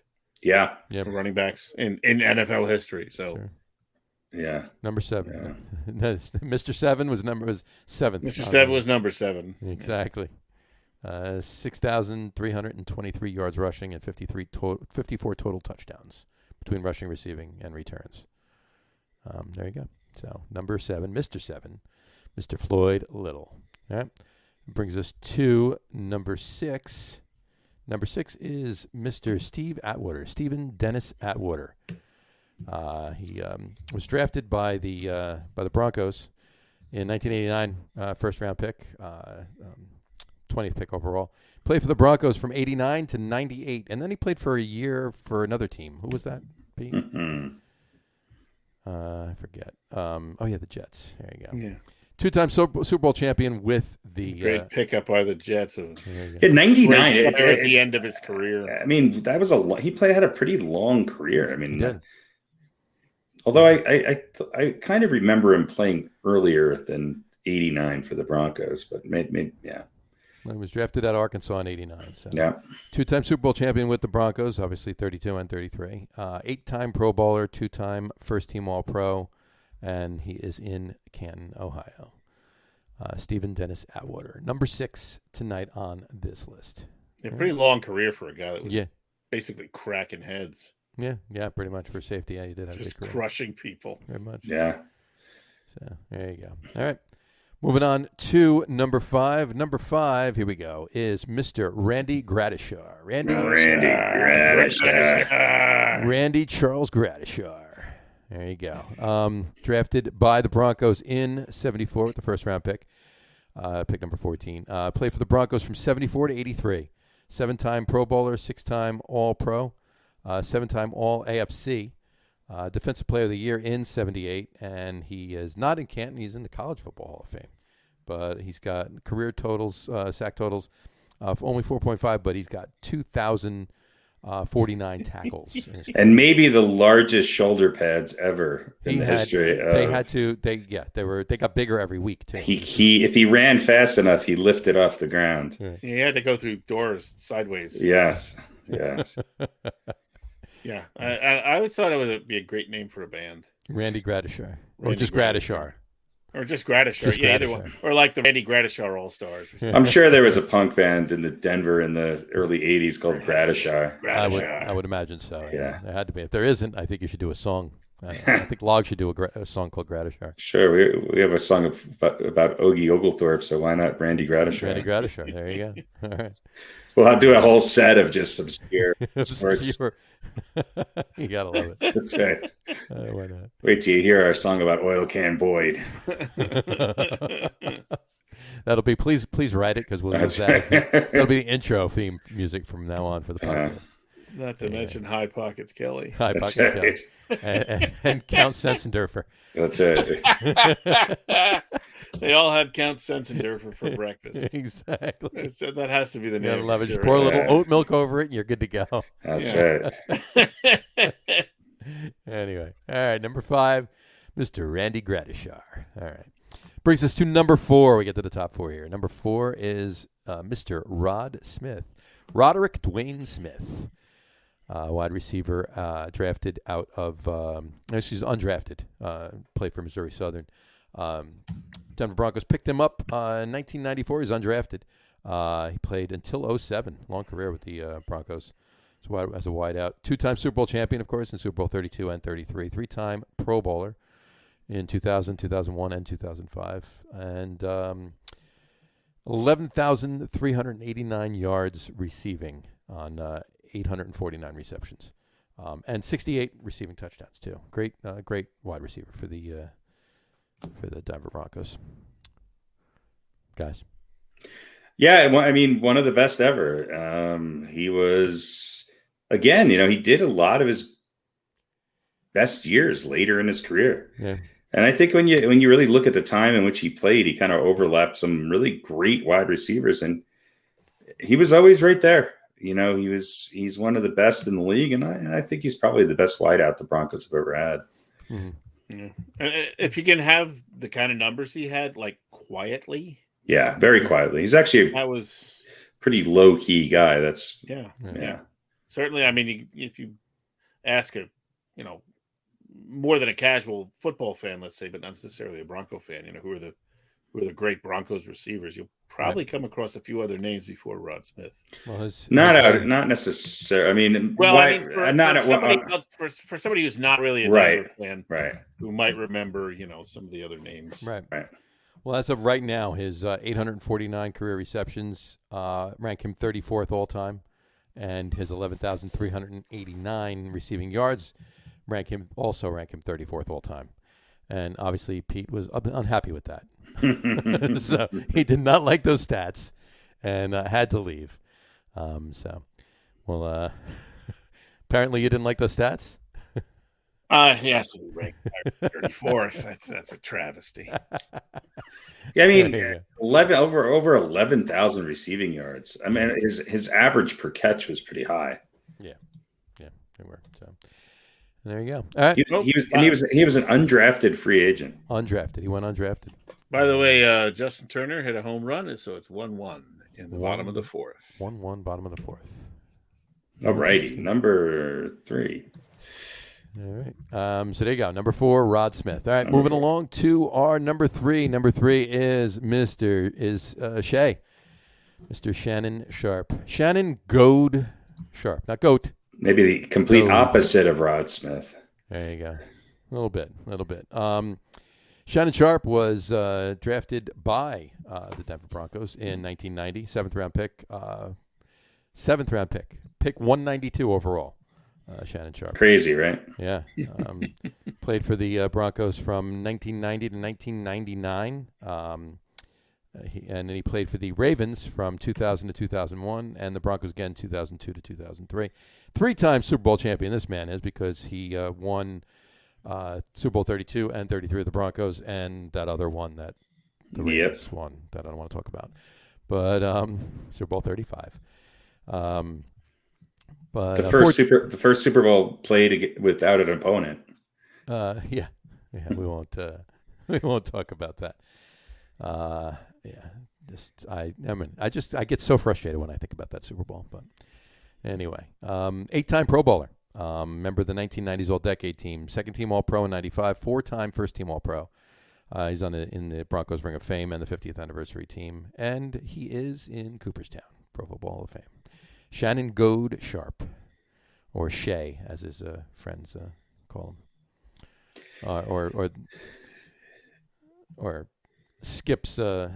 Skip's old buddy. He did something wrong in life. He has to hang out with Skip most days.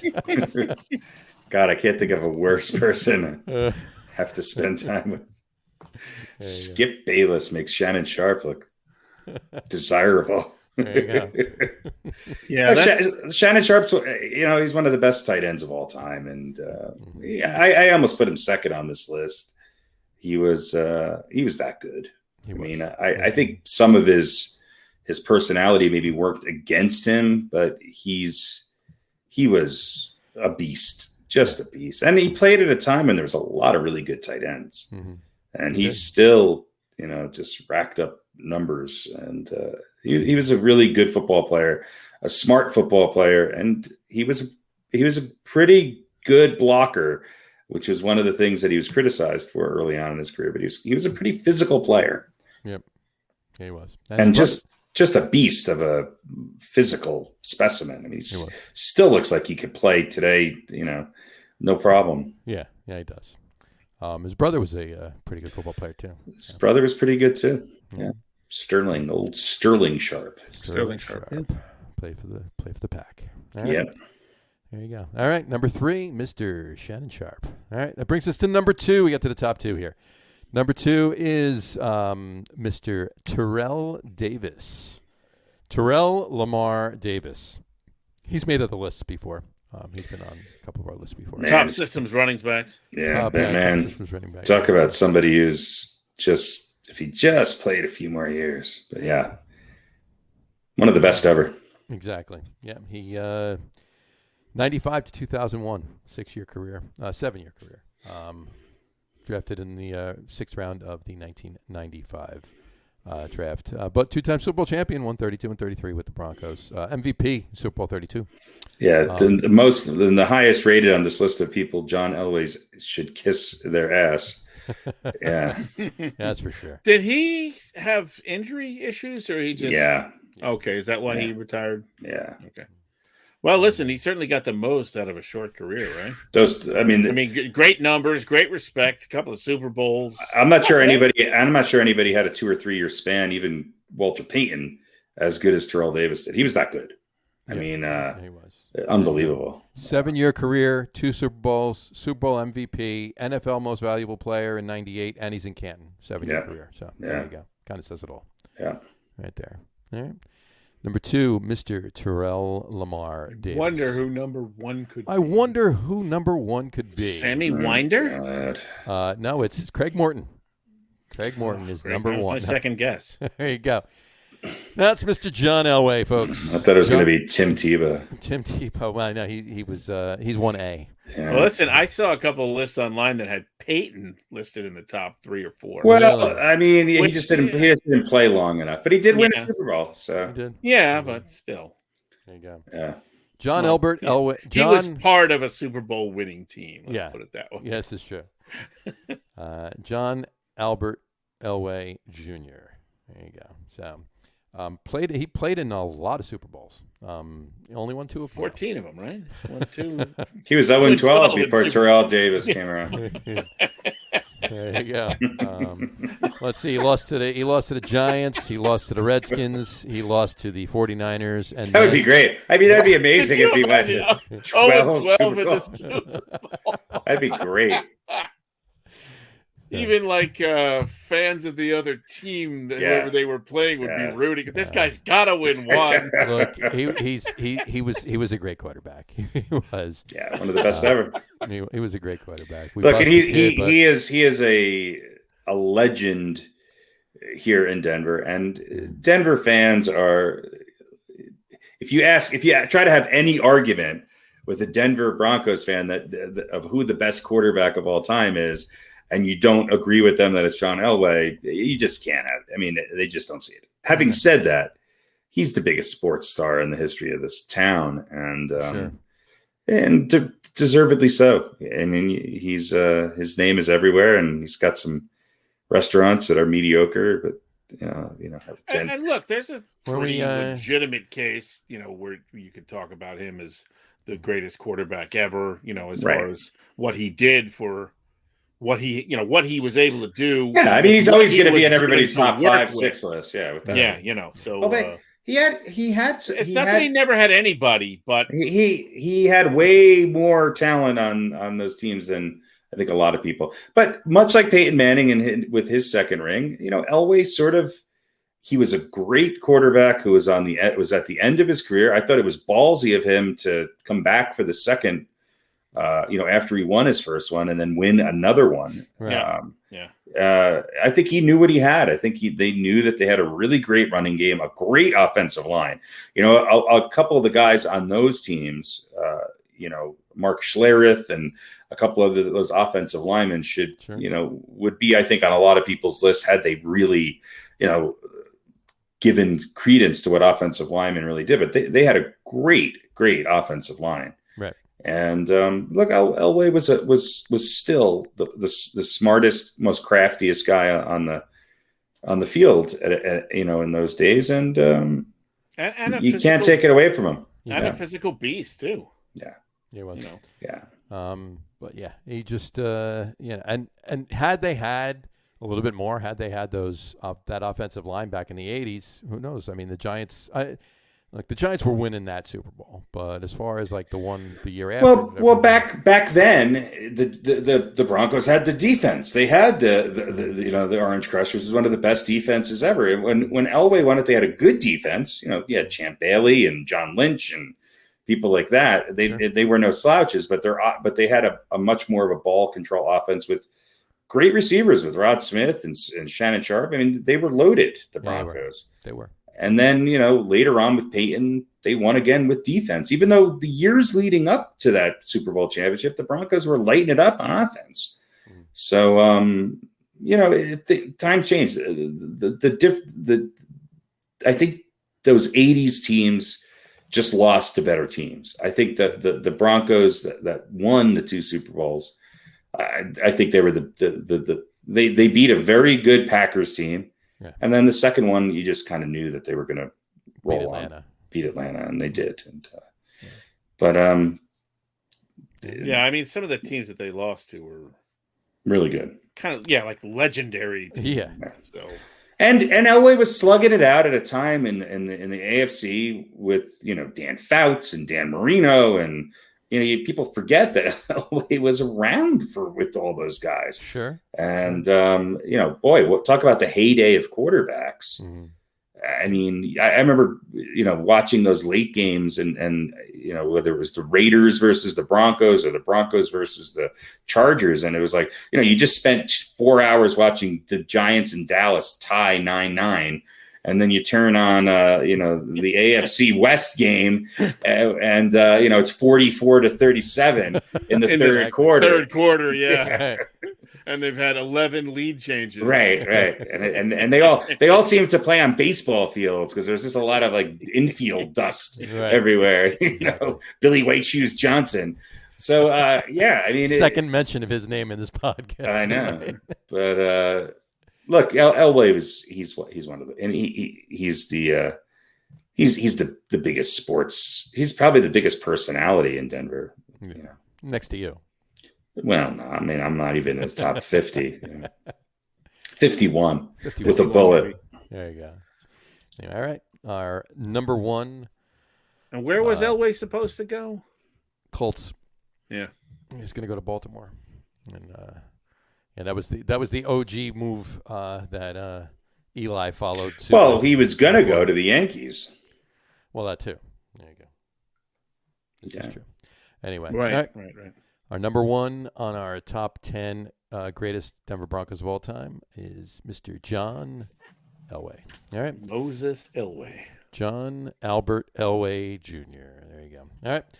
That brings us to our this week's Old Balls. Old Balls. Harry, tell us who this week's Old Balls is, please. This week's Old Balls is another part of that Orange Crush defense, and also somebody you could have a punk band named after them. None other than Mr. Carl Mecklenburg. There he is. I mean, the albino rhino. You can't make a better name than that. No, albino I mean, rhino, it's great. They had one of the best linebacking corps, arguably in the history of sports. Mecklenburg played for the Broncos from 83 to 94. He was a 6-time Pro Bowler, 4-time All-Pro, and is in the Denver Broncos Ring of Fame. I mean, he suffered what he considers at least a dozen plus 10 concussions during his football career. A dozen plus 10. Yeah, which is by his early 50s, Mecklenburg was experiencing cognitive issues, including memory impairment, which he attributes to the concussions he sustained. And he was a plaintiff in the concussion-related litigation against the NFL. He still lives here in Littleton, Colorado. He's, I think for old school Broncos fans, and I think just old school football fans, he's one of those guys who, was incredible and a big part of the identity of those Broncos teams back in the day. Sure, you had Elway and you had, a pretty good offense, but that defense that the Broncos had was one of the most memorable defenses in the history of pro football, and he was a very, very, very big part of that. So Carl Mecklenburg, 79 and a half career sacks, 5 interceptions, and over 1,100 tackles in his NFL career. That's not bad. Not at all. Yeah. Carl Mecklenburg, this week's Old Balls. Old Balls. Yeah. Well, and there you have it, folks. There you have it, our top 10 list and our Old Balls for this week. All right. You want to talk about a little bit about what's going on with the Knicks and some of the NBA preseason that have played, or is there anything going on with the Knicks? Not so much, really. I mean, the Knicks beat the Pacers yesterday, 125 to 104. So, preseason means nothing. Preseason means nothing. Right. I think they're just having it to make their off-season signing look good. Pretty much. It is the top of the fifth right now. No outs. Cardinals have runners on first and second. No outs. So, there you go. Still tied 1-1. All right. Cool. Should we do our over-under? Let's do our over-under. Okay. Let's do the over-under. So, here's the over-under from the Shelves of Wonder. Over-under from the Shelves of Wonder. The over-under from the Shelves of Wonder. I gotta make a theme song. I'm not gonna say the first part of it, but it just sounded, that lyric line sounded like, and she looked like a dragon. Yeah. So I'm like, well, speaking of dragons, no. So several years ago, well, maybe 3 or 4 years ago, actually. Gotcha. I sometimes when the holidays roll around. Mm-hmm. Let me start that over. My wife has a kind of large family.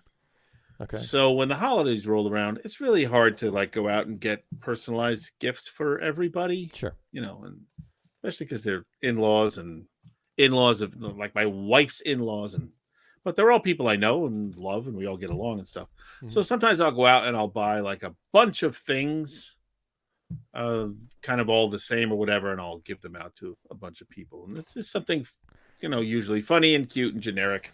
Gotcha. I'll give you an example. This is not the over-under this week, but many years ago we had, remember the old, I think it was the old Woot site? Remember Woot? Yeah. It was before, there it is. Before they got taken over by, I think, Amazon. It was like one thing. It was one thing per day and one deal. Yep. Right? I remember. So I think it was Woot. They had some Star Wars bobbleheads. Gotcha. So I bought like 3 cases of these and all, and there's some Obi-Wan Kenobis and all the major characters.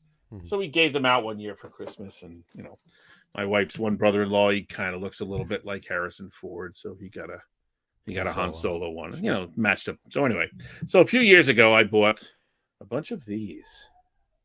All right. And they're little hamsters. Okay. But what's funny is that they talk back. Hamsters that talk back. There's a little recording device in them. Mm-hmm. So what you say, it will say back to you in a high, squeaky hamster voice. For instance, I'll give you a for instance. Give us for instance. You're not Richard Gere. Oh, it won't pick that up because it's in my headphones. There you go. I got to put it on the mic. The Giants are terrible. And the Jets are pretty much worse. Gotcha. There we go. So I'll hold it up. Send me back to Richard Gere's house. So it bounces up and down. And just repeats whatever you say. Gotcha. So it's a cute little thing. So what's funny is if you take 2 of these and you set it up right and you get one to make noise without the other one, they'll go back and forth. Back and forth, back and forth. And the recording gets longer and longer and longer. Interesting. And they just bounce around on the table yelling at each other for many minutes. So hours and hours of fun. A couple of minutes. It's funny. I might post a video. So there is actually a very hilarious video of a guy getting pulled over by a cop, and he's got one of these on his windshield.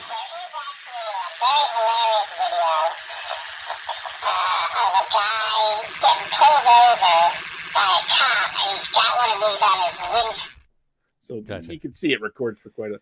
So he's got one on his windshield facing the cop, and the cop, everything the cop says, that thing's talking back. Do you know why I pulled you over? Do you know why I pulled you over? It's hilarious. It's pretty good. This should, by the way, this should just be the podcast. It's way better than us. Just Pete and the Gerbils. Pete and the Gerbils. I'm giving my spot up to the Gerbils. It's way more entertaining. So I probably bought, I don't know, 6 or 8 of these. Right. And I gave some away over the last couple of years. So, but I do have a couple of left. Right. So that is tonight's over-under. And the number over-under is set at 2.5. I got you. I would say, I'm pretty sure I bought 9 of them originally. I got you. So the over-under is 2.5. Obviously, I have one right here. The rest are on the shelves. Right. All right. So 2.5. Johnny, what say you? I'm going to say over. I'm going to go over as well. Both going over. All right. Well, you would have been right until a couple of days ago. Oh, the caveat. My wife took one, and she is, I think she's going to give it away as like a team building exercise at work. But it's still in your possession, and it was on the shelf. It was on the shelf before today. So it has to be on the shelf. Okay. So there is one other on the shelf. I'm gonna take pride in the fact that I knew you had 3.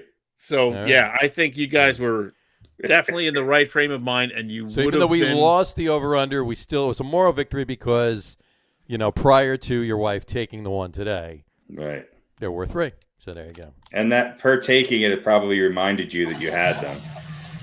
Now let me see. I want to try one. Oh, jeez. This is what happens. That's my favorite.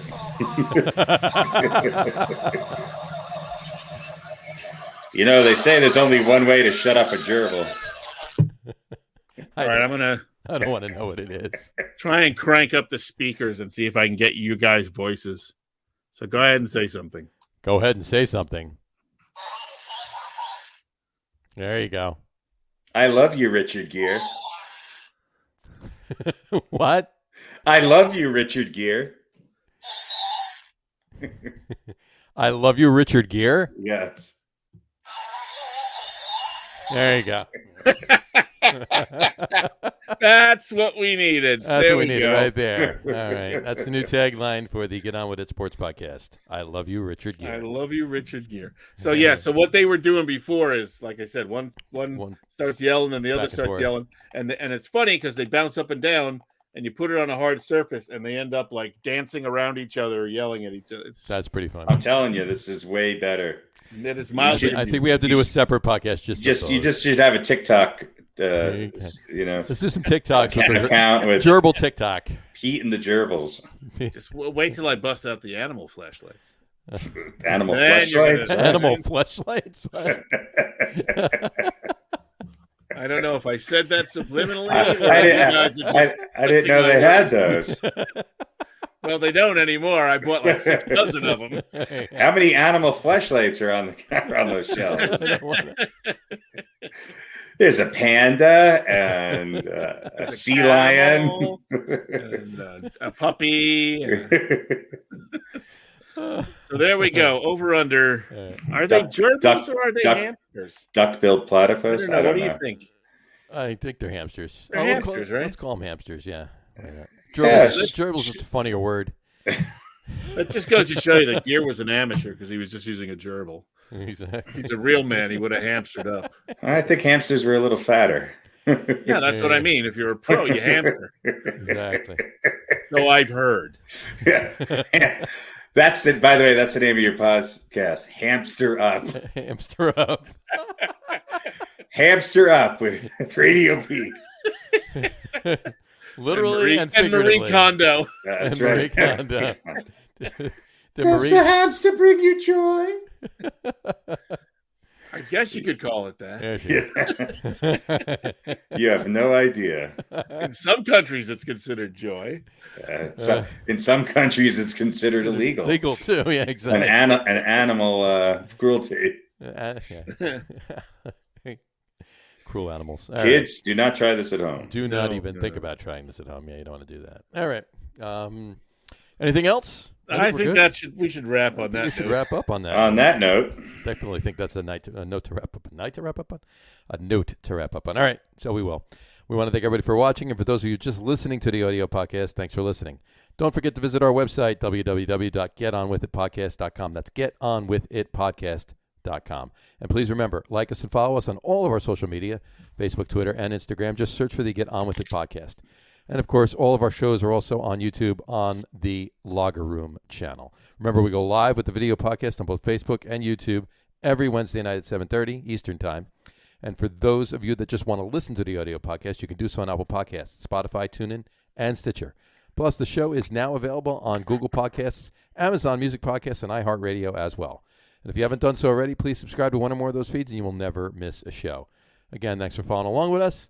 Have a great rest of your week. Watch a lot of the baseball playoffs starting up. Watch Week 5 of the NFL season coming up. Starts tomorrow night.